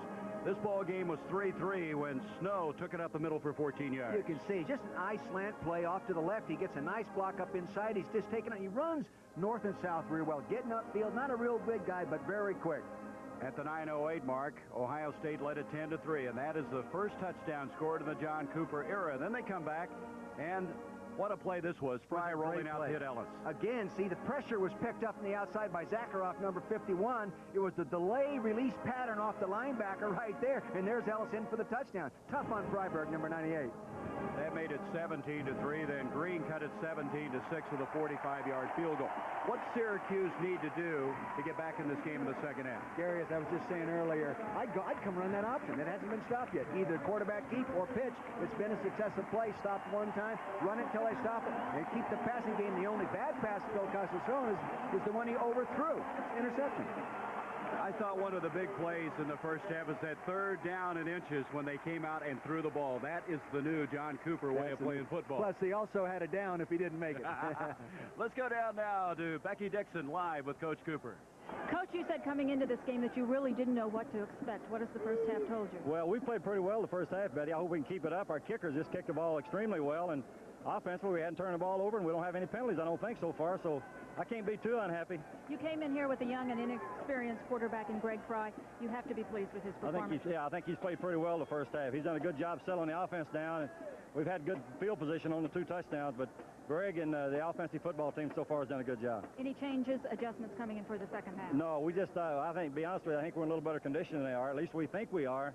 We're just going to try to keep playing the same game. We received the second half, so hopefully we can take it down and score. Coach Cooper, best of luck, and thank you very much. Thank you. Gary? Well, I tell you, John is excited. I worked out with him yesterday. He was working some of that nervous energy off. I don't know if his team's in better condition, but we know he's in better condition. That's right. 17-6 at the halfway mark in favor of Ohio State. To you by Honda, who invites you to experience the new Civic 4-door sedans at your local Honda dealer. Ready to go. Second half of play. Ohio State will be receiving. Green will kick off as Workman and Hicks go back deep. And you might recall Hicks in that first half. What a sensational return he had earlier. He's number 23. Green, who was 2 for 3 in the field goal department in the first half, missing his last attempt in the last seconds of the first half from 43 yards away. Here we go. Green will hit this one to the near side, and it's going to be Mark Hicks, and he's something to watch. To the 15, 20, 25, and to the 22, 27-yard line. Let's look now statistically. Dick alluded to the fact how well statistically Syracuse has been doing in this football game. The big difference really has been the field position, but you take a look at just total yards. 210 yards to 146. You also look right under that number. Very significant. 1 turnover to 0. Cooper said it very well. We haven't gotten any penalties. We haven't committed any turnovers. Not any adjustments to be made. Just keep playing. In the first half, Fry was 6 of 8 for 76 yards. He has the football now at the 27-yard line. Julian Hake is the center once again with Davidson and Zacher off the guard. Moxley and Stasny act the tackle. Pitch to Workman. Workman to the 30, 35, stays on his feet. First down, 40-yard line. David Bavaro bulldogs him down, and Workman is fired up. He waited a long time to get back to this tailback position. He got a good lead block by Bill Matlock, the fullback, number 11, to the left center of your screen. Focus your attention on him. Now watch him go up inside, cut down Bavaro inside. There's the crack. Nice block right there by Zakharoff, number 51. Gave him the lane. Again, another good block by the wide receivers. These guys think blocking is important. Pick up on the play of 13 yards. Sets it up at the 40-yard line. In motion comes Bernard Edwards for the near side. Play action by Fry. Fry with time on target. Catch is made. Terry Wood. What a hit on Jeff Ellis. That is Terry Wood, number 90, the junior, out of Hartford, Connecticut. Terry Wood may be a sociology major, but he's not very social when you get to his area. Does he give it to you? They think he is the best linebacker in the Dick McPherson era. And what's he say? Wait till you see his baby brother, JoJo. He said he is even better. His mother even said that. That's right. Can you believe that? She's choosing sides. Gain of 6, 2nd and 4. Ellis hanging on, and Ellis has been impressive. He has a touchdown catch, hanging on to that one. Fry, little draw, up to Workman to the 50, 45, 40, another first down, and Workman now on 2 carries has picked up 2 first downs. David Holmes over there to make the stop for the Orangemen. That play broke down defensively on the backside. That was not a design cutback. The defense over-pursued. Now watch the right side of your screen. The defense, Barnett, comes down inside. He gets upfield. He opens a crack upside, and Conover, 99, doesn't get off the block. There was a big hole backside. Like 15-yard execution gain by the offense.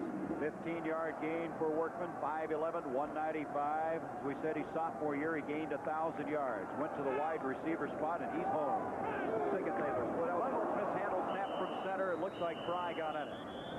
Fry pouncing on it. You know, in that situation, if you're the quarterback coach, it's the center's fault. If you're the offensive line coach, it's the quarterback's fault. It's amazing. You ought to hear coaching staffs argue about that, whose fault it was.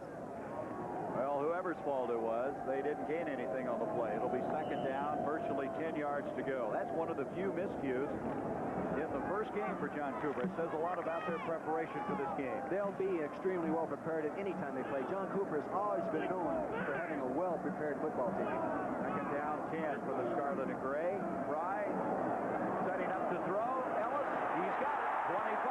Oh, is he a big target? 6'4", 230, and he went up for that one, didn't he? Yes, he did.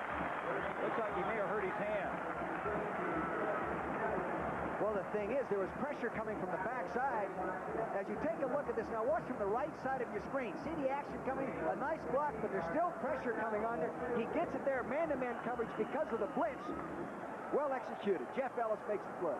He goes out of the ball game, 15-yard pickup, and Jim Palmer, not the pitcher, Jim Palmer, out of Londonville, Ohio, comes in, number 85 at tight end. First down, just inside the 25 of Syracuse. Initial drive of the second half, Matlock, the fullback, spins for a couple of yards. Matlock, as we mentioned, the walk-on, who's such a devastating blocker. They were really concerned about the fullback spot. He went down with another fullback, and Matlock, though, wasn't going to miss the opening game.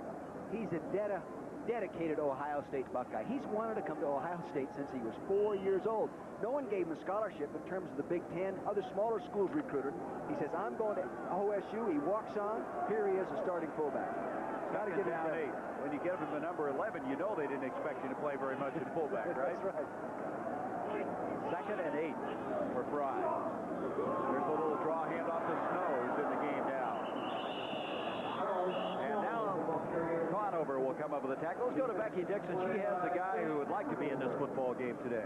He certainly would, Gary. With me is Craig Stopel, the outstanding offensive lineman for Syracuse. He is out for probably most of the season with a broken ankle. Craig, a 14-game unbeaten streak on the line. What did Coach McPherson say in the locker room at halftime? Coach Mack and all the players themselves, let's echo the same statement. We gave them 2 touchdowns, basically. We're giving them the ball inside the 50-yard line. We felt that if we controlled our mistakes, we could come back and win this game. You have been helping Mike Bernard, your replacement out here. How would you assess his performance so far, and what advice have you given him? Mike Bernard has improved over last week, and that's always a good sign. I'm just telling him little tidbits on how he can react to their defensive fronts. If he plays consistent along the offensive lineman, we'll have no problem moving the ball. All right, thank you, Craig. We hope to see you back later in the season. Thank you.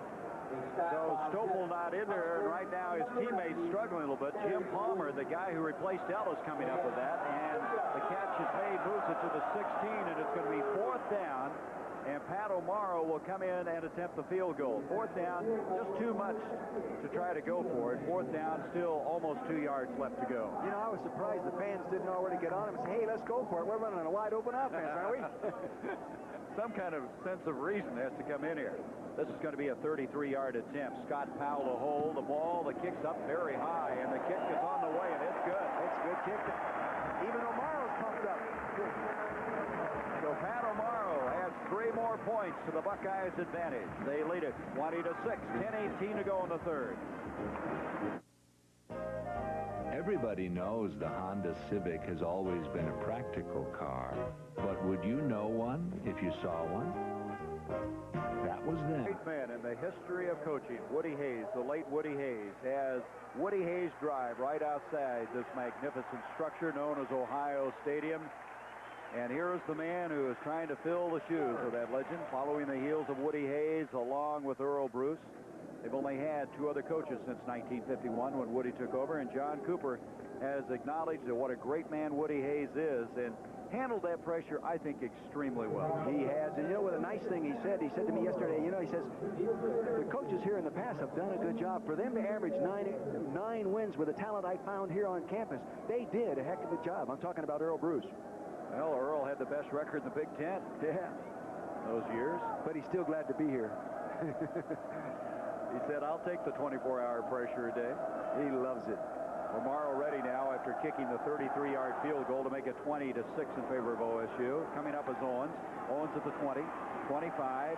Syracuse will start this drive at their own 31, maybe 32-yard line. Well, Craig, Stopel was really right when he said that they really handed a couple of great opportunities to Ohio State, but this last drive, the opening drive, that was just impressive football, culminating in the field goal. It was. You know, Gary, we have a man down in the field right now. This is going to be the best field position all day long for Syracuse to start a drive. Let's try to pick up who that guy is as soon as possible. One of the Buckeyes, so Phil Cox will come in. Phil Cox in that first half completed 10 of 15. 128 yards, 1 interception. That's Zizakovic, I believe. No, Strecko, is it? Let's wait and see. We field more NASCAR winners than all of it. It was Zizakovic, Strecko Zizakovic, the junior out of Weston, Ontario, Canada, and he comes off walking on his own power. They'll look him over. That's a good sign when you walk off in your own power. So as we come back now, it's a first down for Syracuse from their own 31-yard line. Drummond and Johnston, the running backs. 3 wideouts on this play. Davis is split out with Moore and Glover. Ohio State adding to 3 points to their advantage at the start of the second half. Give to Drummond, 35, and he dives forward close to the first down to the 42. He actually had his choice that time. He could have run at the point of attack, took the option and ran backside, made a nice gain. Guess you can't fault the guy for making that kind of decision, Gary. Drummond in the first half had 62 yards on 9 carries, and he's picked up another first down. There's nothing wrong with their running backs. Owens and Drummond, they are a lot of trouble. And And as you said, you feel if they could run that option and keep it going, they will give Ohio State some problems. Line of scrimmage, 42.5. 9:46 to go in the third quarter. 20-6 Ohio State, who trailed early in this game 3-0.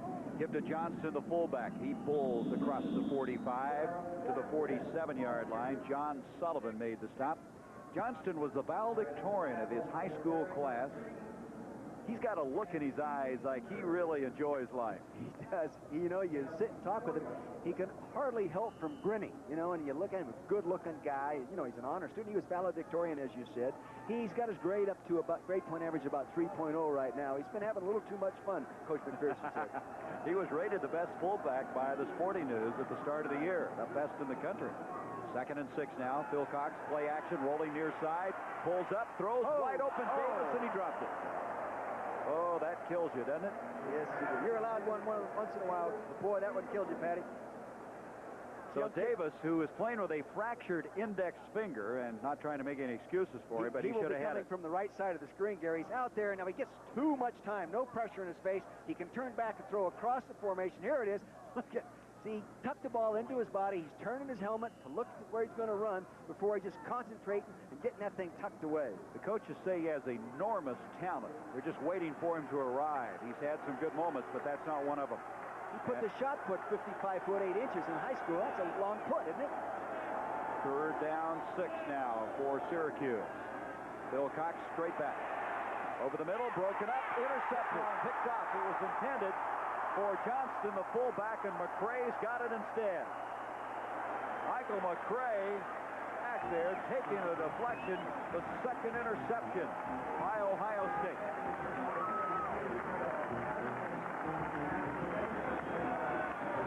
There are times when the zone defense is a disadvantage. There's a time when it's an advantage. This time's in its advantage. Following the heels of Woody Hayes along with Earl Bruce.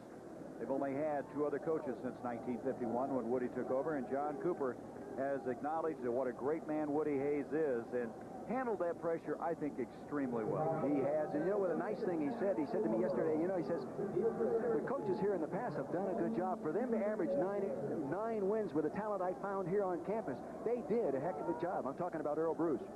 Well, Earl had the best record in the Big Ten. Yeah. Those years. But he's still glad to be here. He said, I'll take the 24-hour pressure a day. He loves it.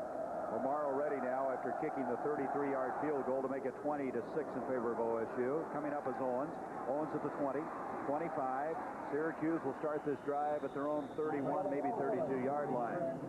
Well, Craig Stopel was really right when he said that they really handed a couple of great opportunities to Ohio State, but this last drive, the opening drive, that was just impressive football culminating in the field goal.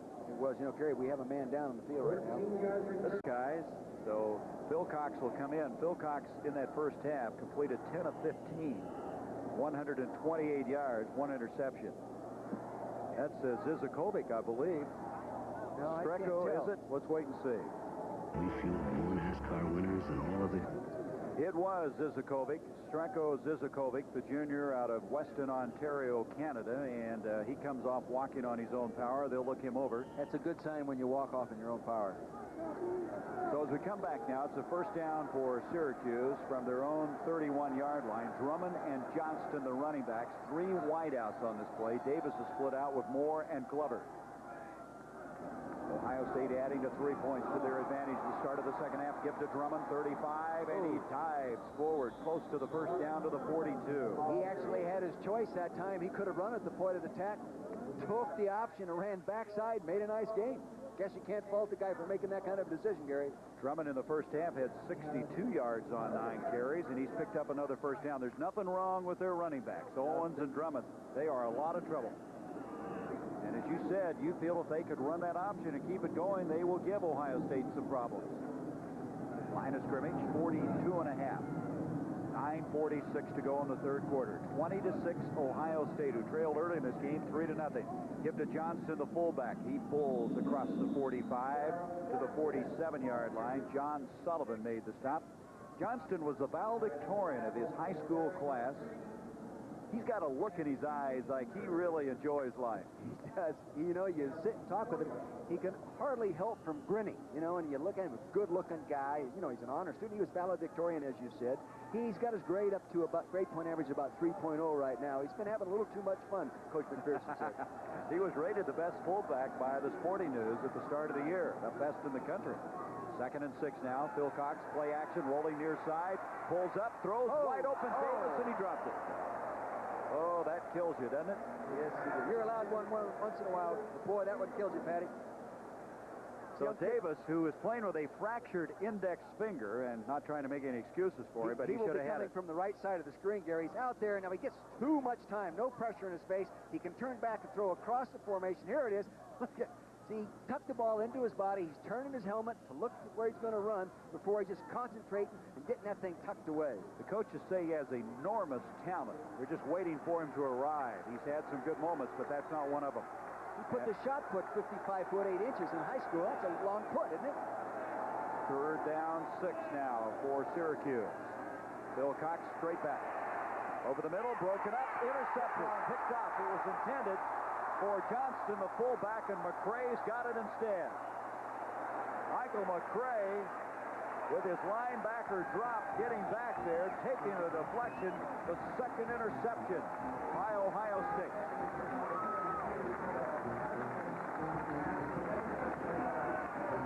There are times when the zone defense is a disadvantage. There's times when it's an advantage. This time's an advantage. See, he lays it up there. Everyone loose there. Everyone watching the ball. See, now it's a tip drill. McCrae gets it. When the results were in, the top 3 places were won by Honda. CRX-SI, Civic, and Prelude. Who says it's lonely at the top?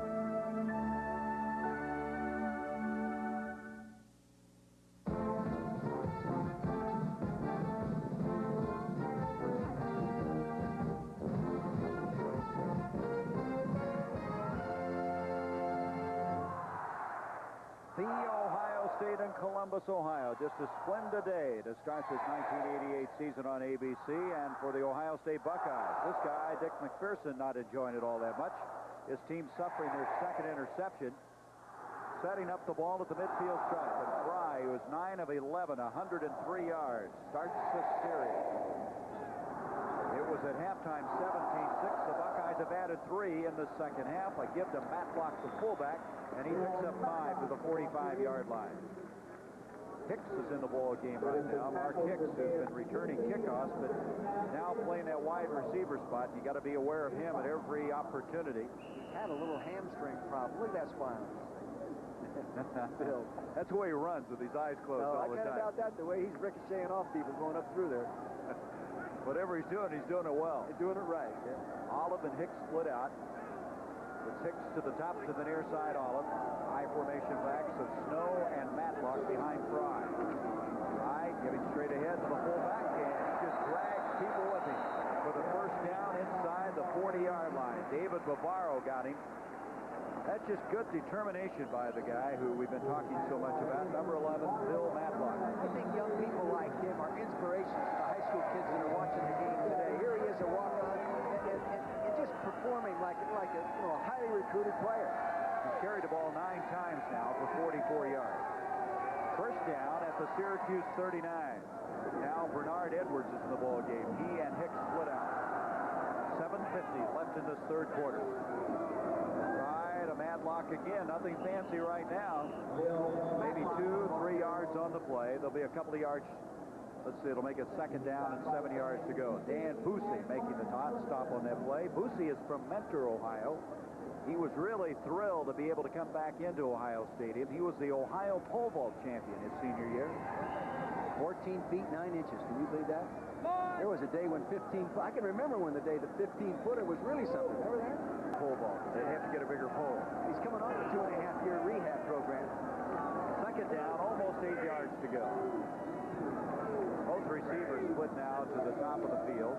Fry gives off this time to Snow, and Snow very close to the 1st down at the 30-yard line. It was Boosie again on the stop. Boy, Matlock, he can do more than just run. He got a nice block that time out of the fullback position. He doesn't have to bend over to hit you at 5'8", 5'9". He's right there in good body position. Snow used it to a good advantage. You watch the fullback prepare to the left of your screen, number 11. There he goes in, takes on the linebacker, cuts him down in a hole. Positive gain. Third down and still a yard to go, just short of the 30-yard line. Snow, as you mentioned, the great high school career he had. He started part-time last year for Ohio State. Now backing up working. This is Fry keeping, trying to follow his fullback through the hole. Mangrum was there. He's very close to the first down. He needed to get to the 29-yard line. And they're looking across the far away. They're going to have to measure, I believe. They will. Yeah, I think he's got it just from up here. Fry again showing very good poise on that play. Having the confidence to wait on that play to develop and follow his fullback through the hole. Tonight, later, coming up from the Rose Bowl. What an outstanding game this is in the early part of the season. Nebraska, UCLA. Kerry Donahue going for his 100th win, and Tom Osborne the 150th his career. You know, the amazing thing about Coach Donahue, before I left and he took over, about 3 weeks prior to that, he had been turned down as the head coach of Oregon State. He was ready to quit coaching. He never thought he's 32 years old. He thought he'd never get a head job. He was so disappointed. I mean, you couldn't believe how down he was. Here he is going for his 100th win. And did you imagine how down Oregon State must be to find out about all that, huh? All right, it was a first down, as you could see. First down by measurement, just inside the 30-yard line. Hicks, Olive split out. Snow, Madlock, the running backs. Play action Fry. He's in trouble. Burnett had him, and then boom, from the backside to Ridgey. Fred to Ridgey, number 67, finished it off. But Burnett is the guy that caused all the problems. That was a naked play where he pulled everybody and come out away from him. Now, you'll note the quarterback going back, faking the tackles are pulling. No one is blocking Burnett. They expect him to pursue. Smart, maintain the discipline of the defense, forced him back into the backside pursuit. Sack. Loss of 7. Back to the 36. Burnett is their impact player, they think, for this year, out of Coram, New York. He was a second-team All-East selection a year ago, led him in sacks with 11. Edwards and Hicks split out on a second down now, 17 yards to go. Fry, the late hand off to Madlock, running behind that big line to the 30. Madlock to the 25, to the 24. Marcus Ball eventually dropping 5 yards short of the first down. For a guy who figured he might not even get to play in this first game because of the injury, he has really done quite a job. 12 yards. 12-yard pickup. Just a draw play, fullback, left-hand side of your screen. There it is. Good lead block up the point of attack. Gets him cut down now. There's just a big pile at the left. Now he takes advantage of the one block downfield and heads for the first down. Thus far, Ohio State is 6 of 10 on third down conversions. It's 3rd and 5. Fry straight back. Near side is Hicks. Nope, couldn't hang on. He had it look like for a moment. Marcus Ball really delivered a blow, and he could not hang on. That's the one thing Marcus Ball can do. He can intercept the pass, but he can also make you pay for it when you catch it. He's the leading active player in the NCAA right now in terms of interceptions. 15 career interceptions. There are 20 players with 20 or more in the history of the NCAA. He might be in that category by the end of the season. That guy can play football. So the field goal attempt coming up. This is going to be a 41-yard attempt. Powell to hold, O'Morrow to attempt it. And at the 4:20 mark, he gets it up high. I think he gets it up in a hurry, and it's good. That ball comes exploding out. That's what you want to see in a field goal kicker. And O'Morrow has been able to register the field goal. So he's kicked 2 in this second half, and McPherson's hot. He's unhappy. His team trailing 23-6.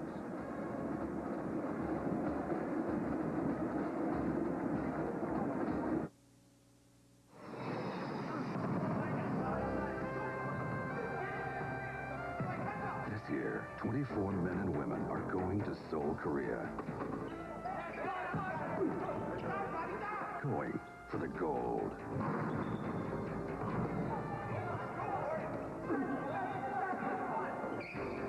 Coors Light is proud to be a sponsor of the USA National Men's and Women's Volleyball teams.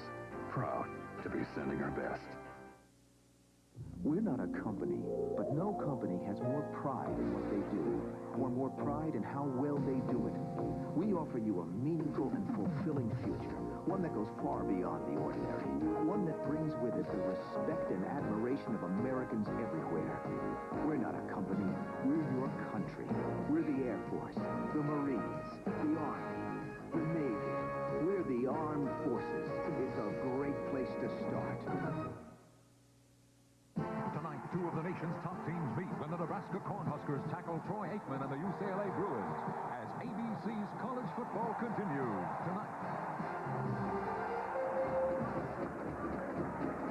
You see the time remaining. It's now 23-6. Amaro with his third field goal of the game, his second of the second half. This one from 41 yards. Earlier he hit one from 33, and then way back in the second quarter he kicked a 27-yarder. I talked to Pat Amaro quite a bit yesterday. He has a real system when he sets up. He kind of has that funny way of pointing his hands down. I always worry about kickers that have a real sophisticated system before they kick the ball. Remember Ray Werging, though? He would never look at the post, would he? No, he never looked up. In fact, he just retired. Yep. He's not kicking anymore. Not because he wanted to. Well, sooner or later, it happens to everybody. Tomorrow to kick it off now. Ohio State dominating the second half, and you could see Dick McPherson, as we went away for a break, hot. He is not happy. Kickoff this time will be gathered in by Greg Walker. Walker up to the 20. Down to the 22. You know, every kickoff, Dick, I think has ended up there. I think they have stopped him at the 22 almost every time they kicked off. That's consistent coverage. Good coverage, but it's also good kicking. Getting the ball up high enough that your coverage can get under it. There's the guy that made the stop, Mike Sullivan. They call him an old junkyard dog. He just kind of hangs around, is always in the right place. He's not real big. He's 6'2", 41. I mean, that's big, but for a nose guard, that's not exceptionally big. He's an emotional player, and I think sometimes you can measure attitude and emotion and desire better in special teams than you can on defense. 4:10 to go in the third quarter. We have a new quarterback in the ball game. Bill Scharr has now come in. He's a sophomore, number 19, and that's a bad way to start the football game. He slips and falls, and from the backside, pressure coming. It is Michael McCray again. What a game he's playing. This guy, Scharr, from Canadaga, New York, they feel is the best pure passer they've ever had at Syracuse. And he threw two passes last week, completed two. One of them was a 17-yard touchdown pass. They have high hopes for him. He was a prep All-American. But boy, this is a tough situation to come into. It is. You know, last week, right in the first play he goes in, they had a fumble. You know, he's snake bitten right now. Yeah, well, they lost on that play, 8 yards, 2nd and 18. Johnston and Owens now, the running backs behind Bill Scharr, in relief of Todd Philcox. Catch-up football now by Syracuse. Scharr back, setting up over the middle. It's Davis. He catches this one. Davis hanging on, still short of the first down. They have still about 10 yards to go for him. So Davis kind of redeeming himself in some ways for that drop pass earlier. John Sullivan up to make the stop. But as you said, he is supposed to be the best pure passer, though not throwing the ball like we saw yesterday on the practice field as well as he normally does because he's having a back problem. Now he's reading the plays. There it is. There's no way to make a mistake on that one. And he's a good student. Does that bother you if you're a team standing in a huddle, you guys reading the plays off his wrist? Scare me to death. But he knows what he's doing. Third down, 10. Scharr's had some back problems, which has also precipitated some elbow difficulties. Scrambling up, throwing up the field, and the ball is caught. They're rolling incomplete at the 41. Rob Moore tried to come up with it. Just a little bit short. Moore couldn't get back to the football, and that'll bring up fourth down. And Cooper Gardner will come in and kick the football. Scharr said he hurt his elbow because he was favoring the back, and that can happen sometimes. Yeah, actually his elbow was black and blue in the practice field, and as you say, overcompensating from the back problem. So Gardner will punt this one inside his own 10. This is Vince Workman back for Ohio State. 23-6 in favor of the Buckeyes. 2.5 minutes to go in this third quarter. It's been all Buckeyes in the second half. Featherhoff to snap the ball. And he hit a beauty. Did he ever? Beautiful punt. It's a little low, though. You'd like to get it up in the air a little higher. It's more of a return ball. Here's Workman up to the 40 and drops it to 42. See, Gary, if the ball doesn't get any higher than that, you put a lot of pressure on the coverage people. And to cover that kind of punch, you have to have perfect coverage lanes. That time the lanes weren't perfect and the punt was a little low. Had a 48-yarder, but as you said, did not get it up all that high. So Fry will come in. Good field position again for the Buckeyes at the 42. So now they have started from the 50. They're 47 in the second half.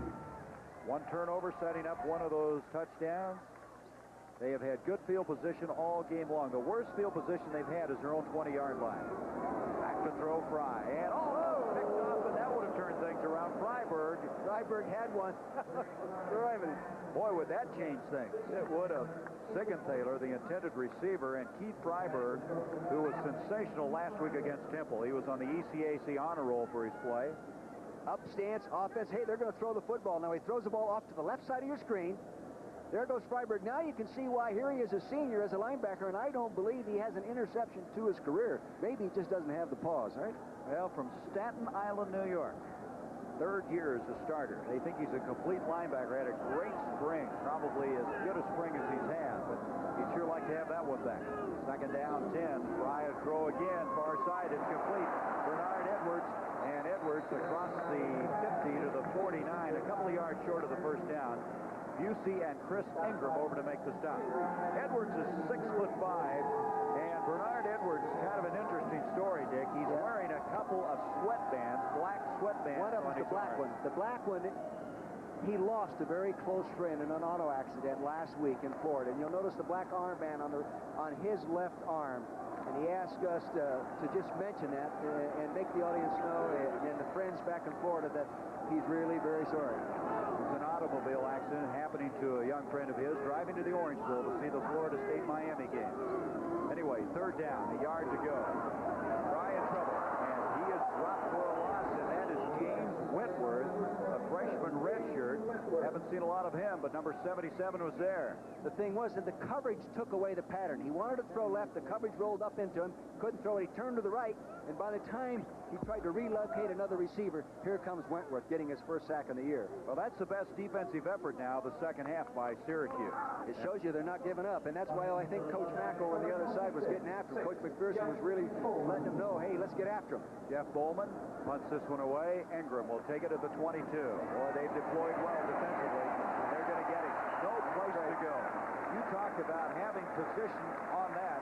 Mike McCray was there to come up with the stop. 38-yard punt. Let's go to New York. Here's Al Troutwig.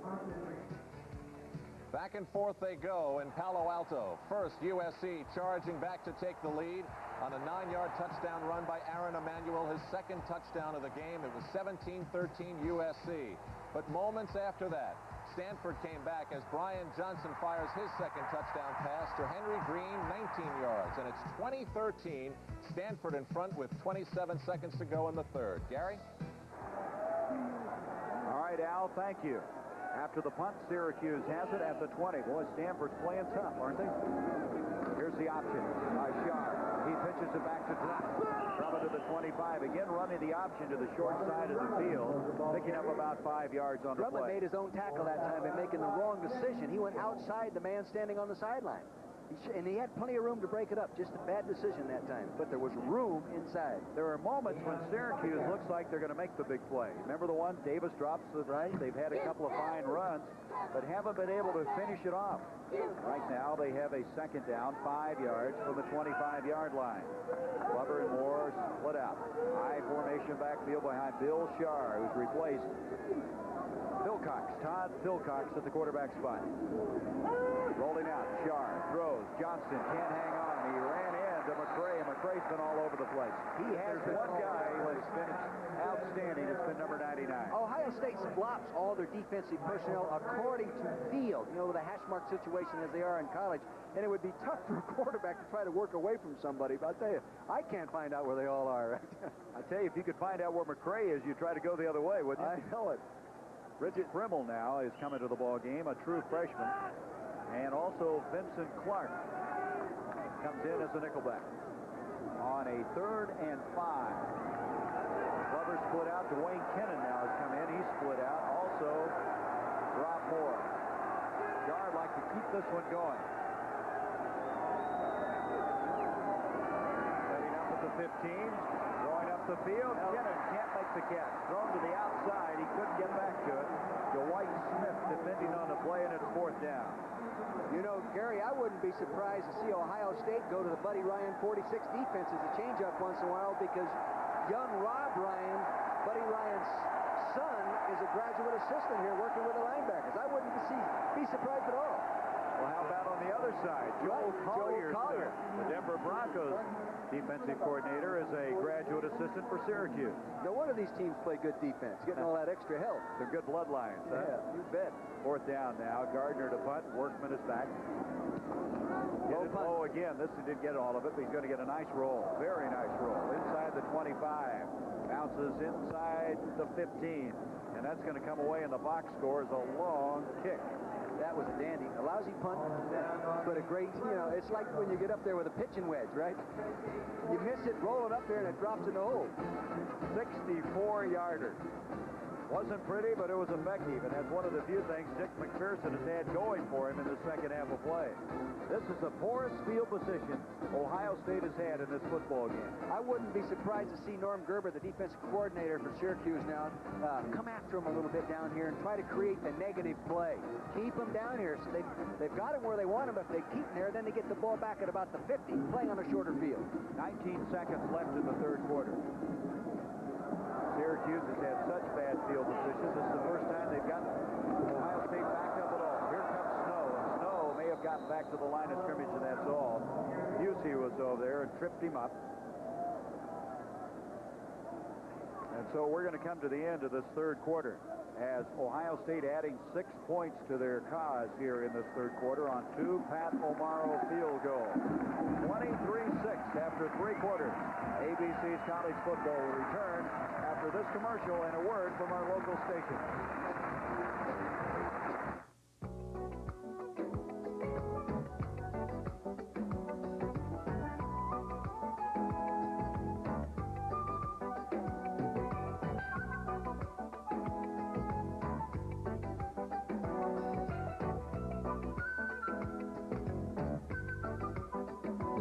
Honda Accord Coupe. It could get by on looks alone.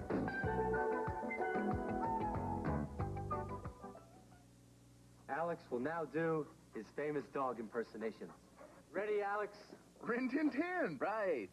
Hey, look at this. Benji. Stroh-Lite, fire brewed for smooth, consistent taste. Who's that? Beats me. If you think you might need some new hand tools, think about this. Sears Craftsman hand tools are built so tough, we guarantee them forever. And we mean forever. This Tuesday, a debate that needs to be conducted and deserves to be heard. Is legalizing drugs the answer we've been searching for? Watch the Koppel Report and then Nightline Tuesday. In some things, the beauty is obvious. A shape, a form, a color. In others, it's intangible. A sense of light reflected from within. A gift from Holland Jewelers is obviously beautiful. And it has at least one intangible quality. A tradition. A tradition that assures value. It's something everyone knows. A gift means more if it comes from Holland Jewelers. They're back! Triple cash rebate during McLaughlin's gigantic year-in-the-thought sellout. That's right, triple cash rebates on every Oldsmobile and Cadillac. Triple cash rebate on Cutlass Supremes to $3,000. Triple cash rebate on Sierras to $1,500. Triple cash rebate on Delta 88s to $1,800. Triple cash rebate on Cadillac DeVilles and Eldorados to $3,000. McLaughlin's gigantic year-in-the-thought sellout with triple cash rebate. Now, till every 88 Oldsmobile and Cadillac is gone. 41st Street and John Deere Expressway, Moline. Be smart. Don't start.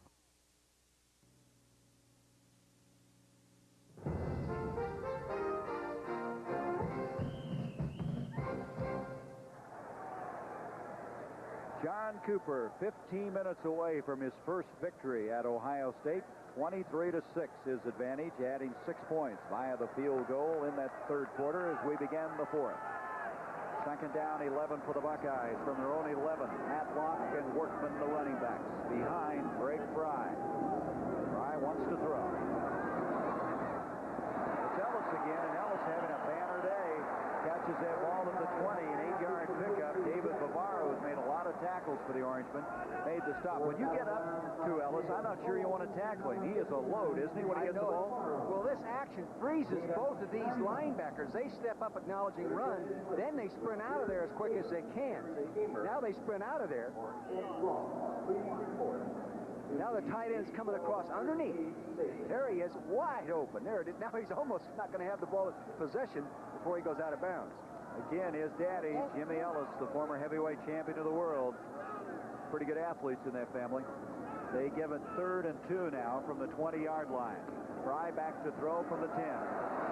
Look out, shovels it forward to Workman, and that'll be an incomplete pass. Flag on the play right around where Fry was hemmed in by Whitworth and Bavaro. Something didn't develop on that at all. Well, the coverage took away the pattern downfield. He had no place to go with the ball. He knew where he wanted to go, but they had him covered. He wasn't going to throw it. And like Cooper says, I don't mind throwing the ball as long as we throw it to the right person. If you ever wonder on that little shovel like that, that is a forward pass. It's not a fumble in any stretch of the imagination if you're wondering why they didn't try to get on the ball. Holding on the offense. Decline. Well, they'll decline it because it'll bring up 4th down, and Bowman will come back in a punt. 2 series in a row, the Syracuse has played good defense. If they can muster up some kind of a drive now, they can get back in this ballgame. Well, and this looks like going to be a great field position for them. Ingram back at the 45 of Syracuse. Big rush. They hold up at the last moment, afraid they're going to rough him. Picked up by Ingram at the 35. Gets a block at the 40. Slips, and we've had a lot of that. At the 42, the Orangemen will have it.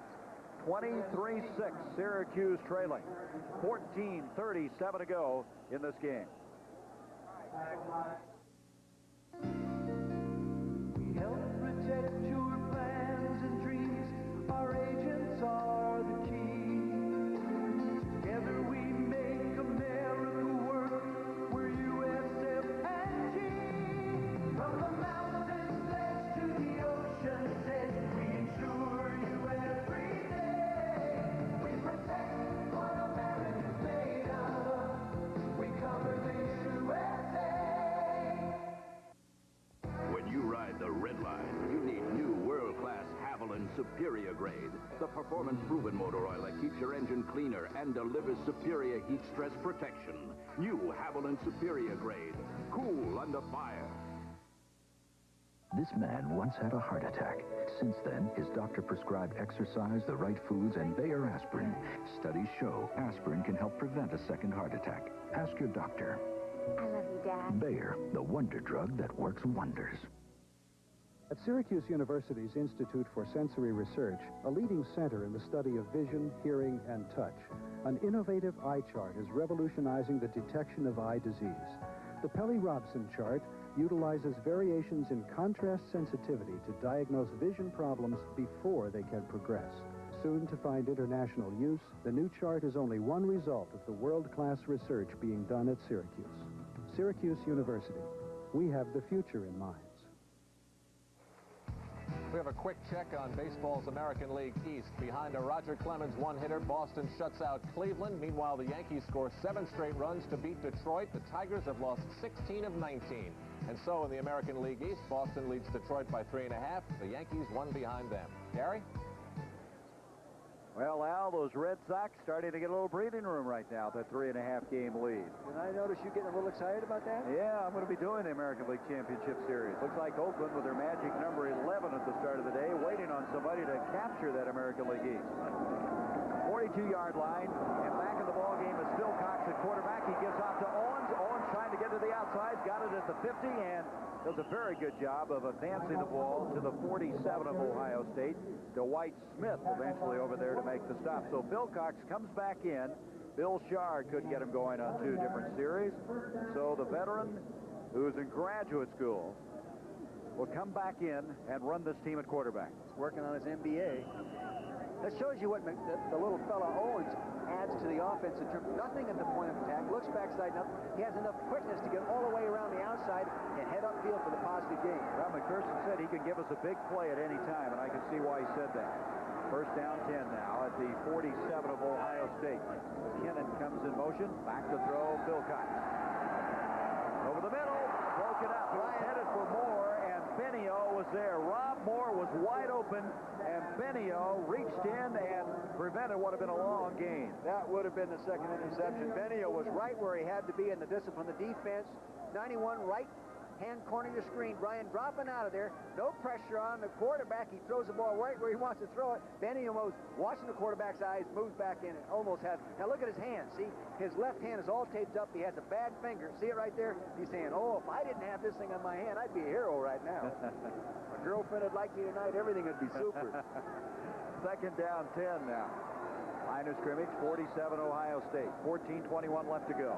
Bill Cox, deep drop, trying to set up a screen, and it was not well done. Johnston ran into Bednarz, his offensive guard. They were standing shoulder to shoulder, and Johnston tried to reach around Bednarz, who's 292 pounds. Look at the size of that guy. You know what his nickname is? The kids on the team call him Blockhead.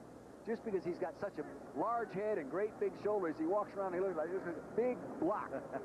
They say he's a spiritual and emotional leader. I'll tell you one thing, I'm not going to call him Blockhead. Now I know this, but you know, he was a National Honor Society student in high school, so he's no dummy, this guy. That's right. He's just big. Third down, 10. A screen just didn't get underway at all. Davis comes in motion. Bill Cox straight back. Excellent protection. Lots of time. Moore, he got it. He was hit hard by Dwight Smith, but he held on. That's good concentration. Did a real good job. They gave him a lot of time, and it just shows you if you get time to throw the ball. Here he is, Moore, left-hand side of your screen, working down inside the zone. He's pushed back inside. Now he's working back up. Now see all the time he has just to fool around. There he is, settling in the zone. Boom, first down. He may have been fooling around, but all of a sudden Smith ended that fooling around, didn't he? I think they better come after him with that 46 defense right now and give him a little pressure. They call it the Ohio defense. That was a 17-yard pickup to the 30-yard line. Dwayne Kennan now has come into the split receiver position. Bill Cox back again, throwing far side. Glover's down there, up, and Glover had it for a moment. Dumas contesting the ball. I thought maybe Glover would come down with it. It looked like he was going to come down with it at the end of the play on his back with the ball in his stomach, Gary. Here he is, top side of your screen, coming downfield. Now he's working on Zach Dumas, 21. He turns the inside. He's looking back at the quarterback. They're both going to go for the ball at the highest point. Let's see who gets it. Hey, nobody gets it. Pretty good job by the defense. If that ball had been thrown longer and deeper, I think he'd had a chance to run under it because he knew it was going to be thrown short. He was looking back all the time. What shows in their replays, Dumas came closer to catch it than Glover did. Second down, 10, just short of the 30-yard line. Flannery, the center, snap to the Phil Cox, the late hand off to Owens. Owens trying to bend it out, break it back, to the 30. Too fancy? Yeah, too drastic a cut that time. He saw a little hole, and he didn't like it, tried to get all the way outside the rush. Ohio State has switched from the three-man rush now, Gary, to the four-man rush. They know that Syracuse is going to be throwing the ball. They've got 4 people coming after them now. A little more heat. Guess who made the stop again? Michael McCray. Remember the name. He is going to be on a lot of postseason honor roll teams. I think sometimes when you get way behind like that, in the back of his mind thinks he has to make it happen every play. Looking for the big one. Yep. And he got a little greedy that time. Third down, 10 from the 30-yard line. Bill Cox, pressure coming from the inside, rolls around, stays on his feet somehow, throws the ball to Johnson. Johnson fumbles it, but I think Syracuse will have it by first down on the fumble. What a scramble play that was. Bill Cox remarkably threw it to Johnson. Rob Moore recovered it. It's a first down. Do you think he threw it to him, or did he fumble it to him? I'll tell you, you're a positive guy. Here he is. Gets back. Here comes the rush right up the inside. Here's Oshereko. He's back in there again. His leg is not hurt. Zizakovic. Boom! Zach Dumas gives him a pop. The ball goes forward. Rob Brown, number 14, picks it up for the first down. That is a big play. You bet. That is a big play. On 3rd and 10, they get it. It isn't all execution, is it? Nope. Just short of the 15. Phil Cox on the option. Sets up the throw. Davis can't get it. That would have been a tough catch. Good call. He had to put it out in front of him. Getting pressure. David Brown defending on the play, but Davis tried to climb up to come to it. Yeah, but that would have been an amazing catch had he been able to do that. If he broke into the corner and they put the ball out in front of him, he'd have had it. It's nice to see that Zizakovic is not hurt, and he's able to go back into the play. See, I can say it, Bender. You're laughing at it. I'm not laughing. I just know how hard you worked on it. Second down 10 now, just short of the 15-yard line. One thing about Syracuse, they're keeping it interesting, aren't they? You bet. Butler split to the near side, 23-6 in favor of Ohio State. Bill Cox gives out to Owens. Owens scampers to about the 11-yard line. Good movement the left side of that line. Boy, that Daryl Johnston does block. Like, you read the articles about him, you listen to the coaches, they say, boy, this guy can block. That time he did a real nice job on the kick-out block. Number 32, Daryl Johnston. They think that Johnston, maybe his career in the NFL would be a zoom tight end just because of his in a one-back attack. Yeah, one-back attack tight end. I don't know. He looks pretty good at fullback right now. Anyway, it's third down, 5 at the 11-yard line. Syracuse gets in here, game changes. You got to think you got 2 downs to make the first down right here. Moore split out to the top, to the near side, Glover. Here's that 46 look. Here they're coming with it. Rolling out, Bill Cox in trouble, and blocked. Beautiful play by Jim Peel.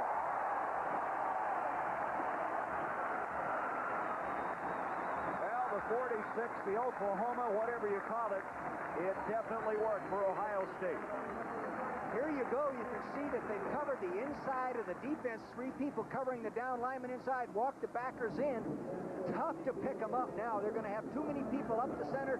A version of the 46 defense. Oh, Rob Ryan's going to be excited about that. I don't know where he is on the sideline, but I know he's jumping up and down. Not to mention Buddy Ryan. This will be a 38-yard attempt now by Green. Phil Cox to hold. So they have to settle for the field goal. Green's kick is on the way. And this kick is good. So Green has missed only one today. He's able to nail that one. It's now 23-9, 10:50 left in the fourth quarter. What gives you lots of hot water the lowest cost way? Nothing does it like gas. What lets you wash for less money to save every day? Nothing does it like gas.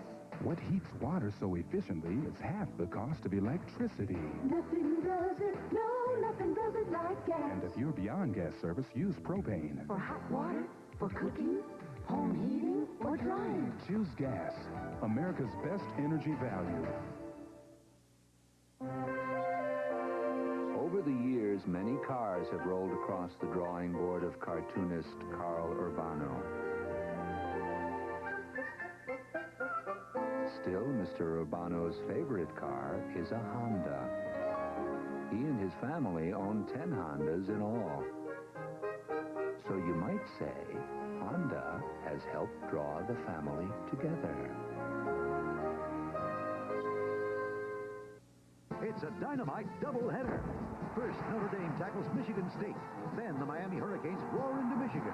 All next Saturday on ABC's College Football. The 4th-ranked Oklahoma Sooners are 15-0 versus teams from the ACC. Stand by to make it 16. They've scored on 3 of their first 4 possessions and lead North Carolina 21-0 in the second quarter. Back to Columbus we go. Gary? 23-9 Syracuse with their 3rd field goal of the game. Green 3 of 4. The last 2 times, Dick Vermeil, Ohio State hasn't done anything with the football. So Syracuse, wanting the touchdown, had to settle for 3, and with 10:50, they're still thinking they can win this game. Well, they've shut them down. They really have shut them down. They've gotten the ball back quickly, too, and that's just as important as shutting them down. Get the ball back, give it to your offense. Hicks and Workman go back now. There's that last drive, the 38-yard field goal. So Green this time is going to kick it out of bounds, and that'll be a 5-yard penalty. Well, while they re-kick, let's go down to Becky Dixon. Gary, like all college football coaches, John Cooper has had a number of very important decisions to make in recent weeks. But unlike most coaches, one of his biggest decisions was what hat to wear on the field. The hats play a very important role here at Ohio State. All of you remember this one. Like most things around here, Woody Hayes got it all started with this hat with the little O. Then along came Earl Bruce. Now he chose a cap, and he later went to this fedora. To me, this is pretty ominous looking, and John Cooper said, no, this really wasn't him either. But now, it is the John Cooper era here at Ohio State, and he chose this cap. I think the fans there like this one. It says OSU. And you know, when you think about it, John Cooper is not foreign to wearing hats. He wore one won at Tulsa, also at Arizona State. And Gary, he's been so successful, and even here today, I think maybe he's had a few tricks under these hats. Well, what I want to know is why you didn't put the fedora on. You tried the other two on. Didn't look good on me. Okay, Becky, thanks. So the 5-yard penalty now back at the 30-yard line. You realize that Ohio State has not committed any penalties in this football game. That's amazing for a guy in his first game at Ohio State, or any school for that matter. It shows you that the mental side, the concentration mentally side of their program is where he wants it to be. Maybe not technique-wise, fundamentally-wise, strength-wise, but the mental side is there. Green will kick it off. It'll be Workman who will return it. Up to the 30, and Workman struggles forward to the 34-yard line.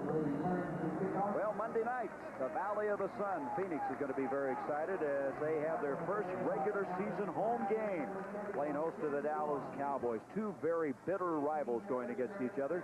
However, two good friends as well. Gene Stallings, a former assistant coach of Tom Landry. Landry, of course, a team who lost a tough one last week against Pittsburgh. Well, I'll tell you, who else lost a tough one was Phoenix. They got inside. You have to give Cincinnati credit, but normally you'd win that game. They had it on the first drive, Dick. First and goal at the 1. Tried 4 times to get it in and couldn't. Line of scrimmage now, the 34-yard line. Let's see if Ohio State can get something going. Madlock just moves the pile forward that time, and he's been doing that all afternoon long. Bob Burnett was there first. Little step around trap up inside. They've got to create the turnover. They've got to go up there and shake something up. Get that ball back. If these people are allowed to set on them right now, I mean, just allowed to pound away at them, they're really in trouble. Notice when they didn't get things going well, they went back to the guy who's been very consistent today, number 11. Yeah. That's Matlock. I expected to see a couple of the other fullbacks play. You know, that's what we were told. They must be pleased with his performance. George Cooper was the starter a year ago, did such a good job, and Matlock now the guy with Graham and James Bryan backing him up. Fry giving off the snow. He comes bursting through on his feet. He's to the 40 and dropped there. Marcus Paul finally got him. Exciting little guy, isn't he? 5'9", 200 pounds. He started the final 3 games for Ohio State last year. Now in a backup role, and really not minding it. He's learning a lot from Vince Workman. Boy, again, the key to the whole play was number 11. Matlock's block right up inside on David Bavaro. He opened it up. Now this guy just keeps his feet moving. Upfield he goes. He made a big play last year in that Michigan victory. He had a 70-yard catch that really gave Ohio State what they needed in Earl Bruce's final game. First down now at the 42. Matlock, and inside the 40 to about the 38-yard line. Bring up second down. Well, Ohio State has the 3rd toughest schedule in the country. That was just released this week. Kentucky was first. LSU second. That's right, and LSU will be one of the teams Ohio State will play. So you look at Pittsburgh next week for these guys, and they come home against LSU, who really was impressive against A&M. They are a good football team. I was fortunate enough to do the Gator Bowl last year and see them beat South Carolina. They're a good football team. Mike Archer really works hard. Reminds me a lot of you of how hard he works. Gain of 4 in that last play. 2nd and 6. Scotty Graham now is the fullback. This is Snow with the football. Runs into some congestion that time. Didn't get a lot. Going to bring up a 3rd down. Good linebacker play. Gosh, that David Bavaro has. I mean, he is. We're not mentioning his name because he's somebody's brother, but this guy plays football. All over the place, didn't he? Oh, he stepped up there and took those people on, stuffed it, went in and made the play. Well, not only did Mark, his brother, play in the NFL, we understand his dad also played for the 49ers. 1960 and 61. You know, I was out coaching high school football at that time. I got to see the 49ers play once in a while. So here's the 3rd down coming up as Olive and Workman come into the game. Cook and Snow will lead. 8:06 left in the game. 23-9 in favor of the Buckeyes. Line of scrimmage, the 37 and a half. Try on 3rd down. Olive comes in, makes the catch, got 4, 25, 20. Still on his feet and knocked out of bounds at the 18. So they bring Olive in with the play, and it works. They made the commitment that time to come after him with some people, rushing people. Here he is, the right-hand side of your screen. Focus your attention. Bobby Olive coming off. Notice nobody underneath him. A little hitch pass. Now you're one-on-one. If you don't make that tackle, Chris Ingram, number 24, misses that tackle. Oh, takes a while for everybody to get off their man-to-man coverage and get over there and make the play. Finally, Marcus Paul is able to get him out of the field of play at the 18-yard line. So that third down coming from the sideline. They brought it in by both Workman and Olive, and they called the right thing. Edwards now comes in at a wide receiver, along with Siggenthaler, Snow, and Graham in the backfield. 18-yard line, first down. Snow for a couple of yards, and that's all.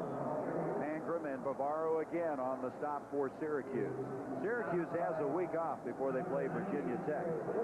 Last year, in that magnificent year that Dick McPherson had, they beat Penn State for the first time in 17 years. Won the Lambert Trophy for the first time since 1966. We felt they were very well coached last week, and in this game, even though they're down 23-9, there's been some good moments. It's been a field position turnover factor, and a bad quick kick has put them in the hole. They're a good football team. Second down and 8 now for the Scarlet and Gray. Graham, Scotty Graham, takes it inside the 15 to the 13. Graham is a redshirt freshman out of Long Beach, New York. James Wentworth made the stop. Graham is a big, stocky guy, 5'10", 215 pounds, converted tailback. Right. High school All-American. You know who did a nice job on that play was the big offensive guard, number 50, Jeff Davison. Electrical engineering student. He knows what he's doing. He pulled around, worked up in the hole, and got the linebacker and gave him that cushion he needed for the good game. Third down again. 3rd and 5 this time for the Buckeyes. Fry gives off to Snow, and Snow's not going to get it. Good reaction by Wentworth. Wentworth playing a lot in this second half, and they're going to see a lot of number 77. A redshirt freshman. He's got a long time to play. He's limping right now, looking for someone to get him out of there. But he's made a number of plays, as you said. So it's going to bring up a 4th down. Thus far in the ball game, O'Mara's kicked a 27-yard field goal, a 33, and a 41-yarder. Now this kid, as he limps off, you know, he was an outstanding high school baseball player. He had 3 home runs in one game one time. That's more than you ever had, isn't it, Gary? Get out of hurt again. You talk about my golf game, now you talk about my baseball game. Leave me something, will you? This will be a 30-yard field goal attempt. Holding is Powell. The kick is high, and the kick is good, and this guy looks like he's going to be the answer in the field goal kicking department. So O'Mara adding yet another, his 3rd of the second half. So they get those 3 points back. 26-9 with 5:36 left to go in this game. Now let's look at the preset condition of O'Mara. Now look how he points. That scares me when they go through all that kind of stuff. It really does. Holy mackerel. Plus, he also said he likes the kicks to close in, you know. Wait, it's a good kick. You got to give him credit.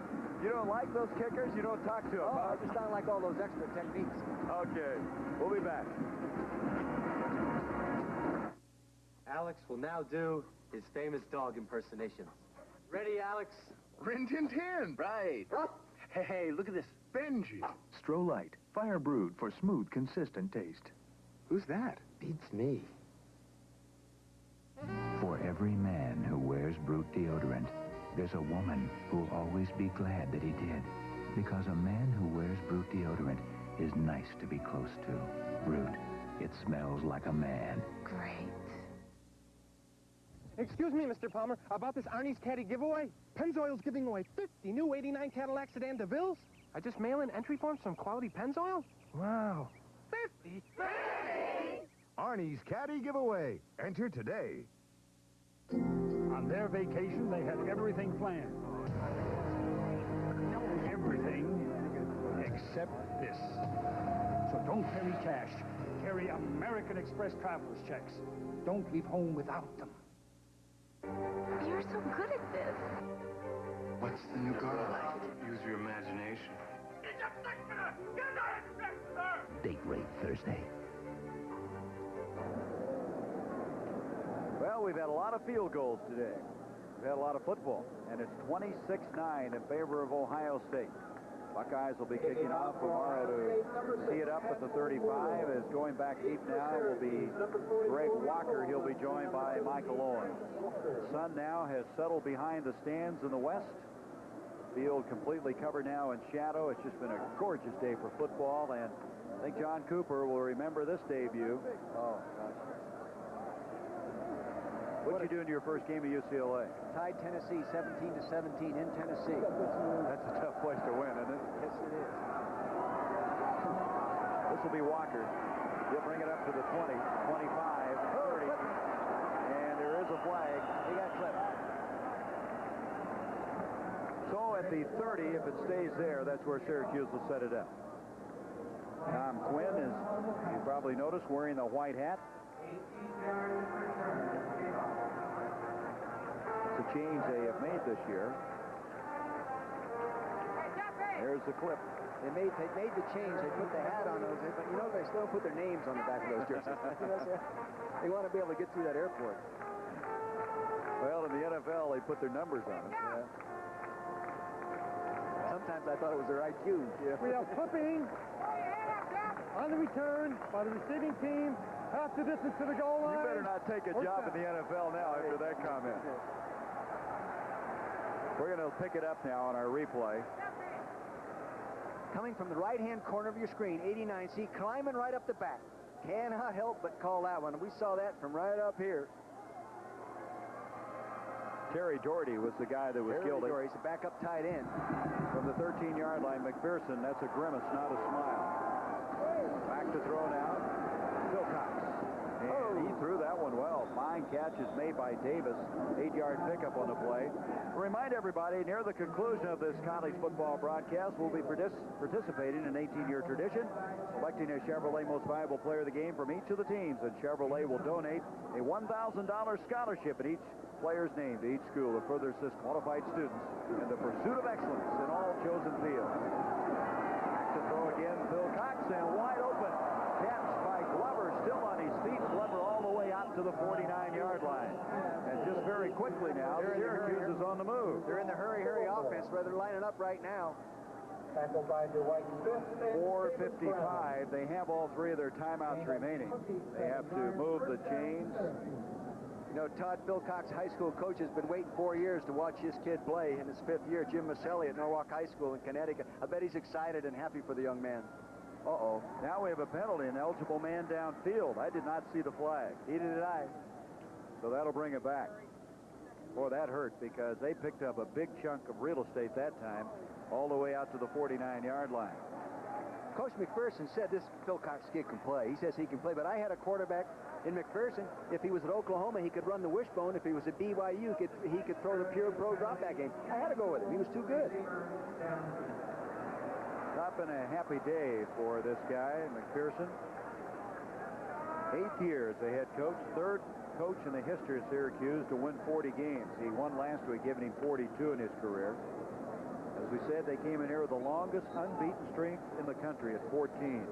Miami is next with 13. And Miami may finish unbeaten the way they're going. Too early.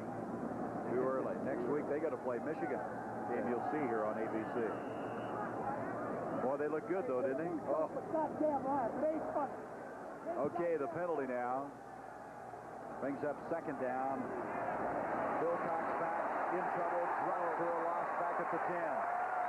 Good pressure from Ken Coleman, number 92, out of Meadowdale High School in Dayton. Ken Coleman is the quickest defensive lineman of the group. Now, he can rush the passer all right, but also involved was John Krzyzewski. Here you'll see Coleman coming up the top, number 92, right center of your screen.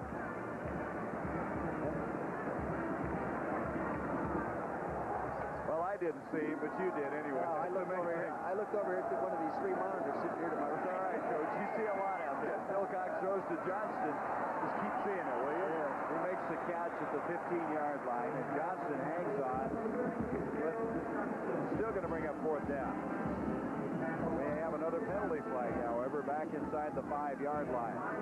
So a game that was really Relatively penalty-free now, starting to have a lot of them. That'll be holding against Syracuse. You get a little tired, lose your concentration a little bit. You know, when you lose your concentration, you don't only lose it mentally in terms of assignment, in terms of technique as well. And then you start grabbing, you know, maybe not setting quite as quick.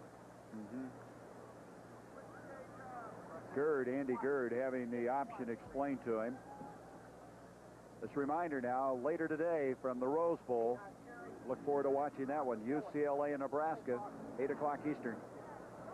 We have holding on the offense.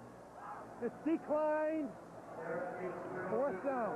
You know, Coach Osborne told me last year after the UCLA game, Tom Osborne of Nebraska, he said, you know, Dick, we beat them. He said, but I wouldn't want to play them again. Well, they came back in that game late, remember? Yes, they did. Came back strong. I think it's going to be a barn burner in the Rose Bowl. Well, the thing that UCLA's had trouble with is physically playing with them. Now, do you think they're bigger, stronger, where they can do that now? I don't think they're any bigger or stronger. I think playing at home is an advantage, and having Aiken as the quarterback is an advantage. And if your receivers, they're not the gifted guys with a great speed and all that. If they can just make, you know, do the good discipline things you have to do to execute the offense, it'll be a heck of a football game. Plus, UCLA's good defense. Boy, the last time they were in the Rose Bowl was a long afternoon, like 42-3 or something like that. The last time, I'll tell you, okay, I'll ask, who was the winning quarterback the last time UCLA beat Nebraska? I know the answer to that. He's an actor today. Mark Harmon. That's right. Actor, of course, the son of Tom Harmon. That's right. Who else was that? That was Pepper Rogers. Pepper Rogers, run the wishbone. Yep. Mark Harmon. 1973.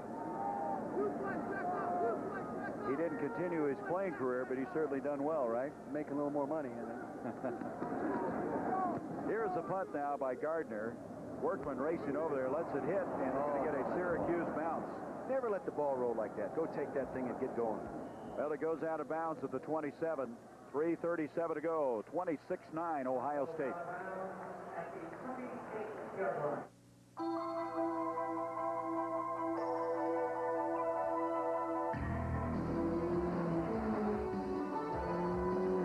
Researching future car designs, Honda engineers developed a new driving concept, an environment that balances the perception of speed with comfort and control. Researched and developed. The new Honda Prelude SI. If you used to take capsules, the makers of Tylenol have just come up with something better. New extra-strength Tylenol gel caps. They're gelatin-coated, and compared to capsules, gel caps are 33% smaller, with all that extra-strength pain relief concentrated into a solid center under a smooth gelatin coating. So gel caps are actually easier to swallow. If you used to take capsules, try new extra-strength Tylenol gel caps. It's not a capsule, it's better. Tonight, two of the nation's top teams meet when the Nebraska Cornhuskers tackle Troy Aikman and the UCLA Bruins as ABC's college football continues tonight. 3:37 to go. Gary Bender and Dick Vermeil. Glad to have you with us as we kick off another 1988 season. Dick and I will be in East Lansing next week for Notre Dame, Michigan State. Keith Jackson and Bob Greasy will be ready for that Miami-Michigan game. A lot of good football games, and in 2 weeks we'll be back here for LSU Ohio State. New quarterback now, John Wagoner for Ohio State. Wagoner out of High Point, North Carolina. Was a wide receiver at the end of last year and comes in for Fry. What a job Greg Fry did. You know, he had been a quarterback before, too, I think, though. And moved back to the quarterback position this year to be the backup guy. That's exactly right. By the way, on Fry, his numbers for the day, 12 of 17, 141 yards and a touchdown. And no interceptions. And I just thought his poise was everything that you would ever want in a first game. Exceptionally good job. So Wagoner is in the game, 6'3", 207. And John Spencer has now come into the backfield. He is the brother of Tim Spencer, the standout several years ago for Ohio State. That last play, a gain of 2, second down 8. So John Cooper looking at some new people. And this is Spencer, who we just mentioned, and he brings it out to the 33. And Griffin makes the stop. Let's go to New York. Here's Al. Well, Gary, there was only 1 minute, 19 seconds remaining in the fourth quarter when Rodney Peete, the Heisman Trophy candidate quarterback for the USC Trojans, tossed a 10-yard touchdown pass to John Jackson. And right now, with the seconds ticking down, it's the Trojans over the Cardinal by 4. Back to you. Boy, Al, the Pac-10's going to be something, isn't it? Washington State clobbered Illinois, and you see USC now is 2-0. We'll wait to see what UCLA does after an impressive win last week against San Diego State.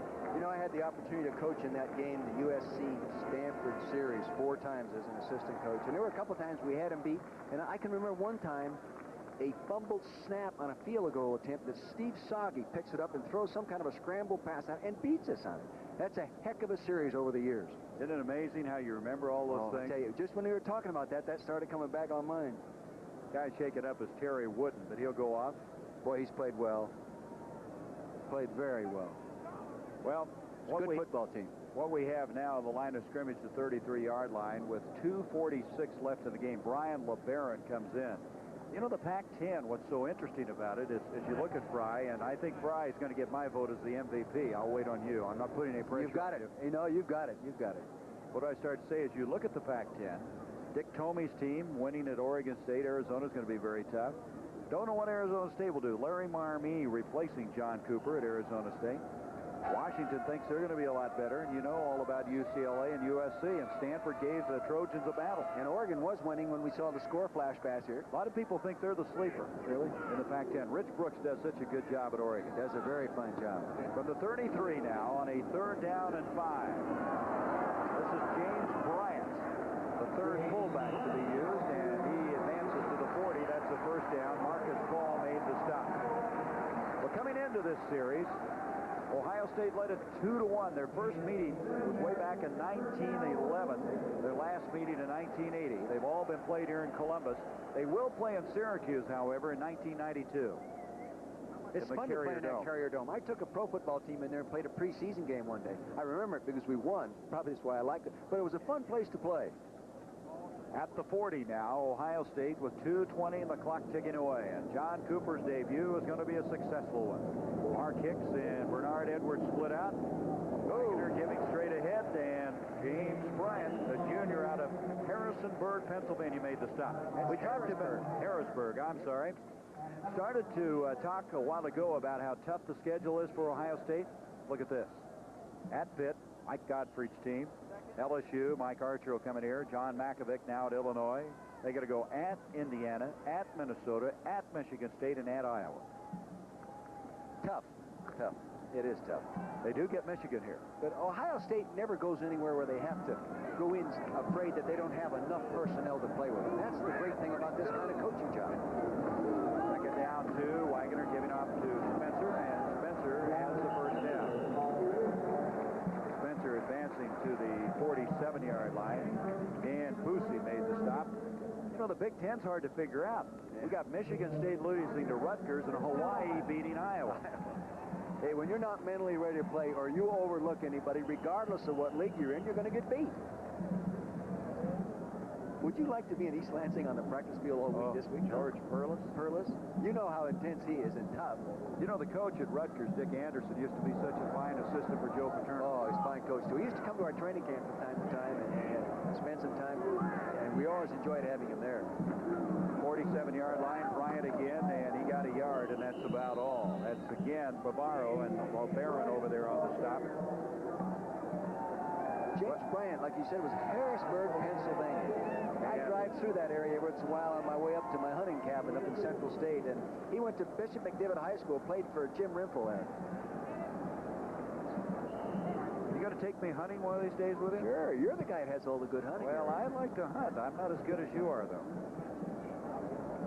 From the 46-yard line now, second down and 8 yards to go. Olive comes to the near side, Mark Hicks to the far side. So John Wagner getting some valuable training right now, some playing time for Ohio State due to Fry's performance that gave him this lead. Here is Bryant struggling for maybe 2 yards to the 44-yard line. John Cooper, who came in here with a record of 82-40-2 in 11 years, and there he is. They're going to carry him on with 6 seconds as the new era has begun, and this guy, John Cooper, has made a statement. Here the fans are going, coop, coop, coop. It's going to be a love affair. Yeah, you bet it will be. He is so good with the media. He's so good with his players. He's been a winner everywhere he's been, and right now he said our goal is to win the Big Ten, the Rose Bowl, and the national championship. It'll come. Becky, you're with John Cooper. Therefore, please drive carefully so you may arrive safely at your destination.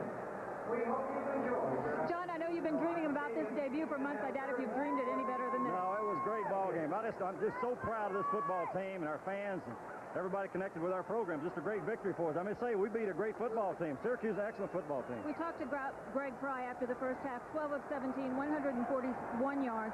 What do you think was the key to his success against that highly touted Syracuse secondary? Well, no turnovers, Becky. When you don't turn the ball over, I think we had one penalty the whole ball game. I think that's all we have. But anyway, you do that and don't give them any touchdowns. You're going to beat a lot of good football teams. I'll let you enjoy this about 1 second, then ask you about Pittsburgh next week. They will be tough. Okay, thank you very much. Thank you. You don't want to talk about Pittsburgh yet. Go ahead and enjoy this one. John Cooper, right, thank you. Thanks very much. Gary. John? Well, I tell you, it's a happy man, and I know there was a lot of pressure building as he's able to win his first game as coach at Ohio State, 26-9. We'll be back with more from Ohio Stadium in just a moment. To those who with a boundless energy and burning spirit live to be the best comes a salute from those of us who live by the same values, the U.S. Armed Forces. I'd go to college. Me too. If I had the money. Yeah. I'm going to college on the new GI Bill.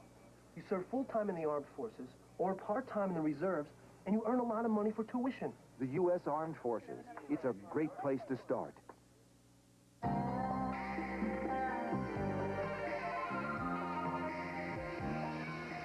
Sometimes you got it today. Emerson's got it right. Fine-tune your life. Nobody's gotta tell you. Emerson does it right. Fine-tune your life. Fine-tune your life with Emerson. So, John Cooper begins the new era here at Ohio State, and on a successful note, 26-9, a game that saw him early trailing 3-0. He bumped it to a 17-6 lead at half, added a couple of field goals in the third quarter, and then came back with a 26-9 victory, ending the game with yet another field goal. So, Ohio State, with their new coach, their new system, coming in here and beating a very good football team in the Orangemen of Syracuse. You know, it may sound like I'm trying to just sort of protect a fighting college team when I say this, but they are a real good football team. And there was a reason they were 14-0 in terms of win streak, and they have a lot of guys back. They're going to continue to win after this ball game. I think what's amazing, Ohio State committed no turnovers, had no penalties in the game. Is that amazing? For what did we say at the start of the broadcast? Historically, a coach in his first game, they just don't play well. Yeah. They Shows you how much we know. The Chevrolet most valuable players of the game for Syracuse, Dick Bavaro, the brother of Mark, who just was all over the football field, and Greg Fry, the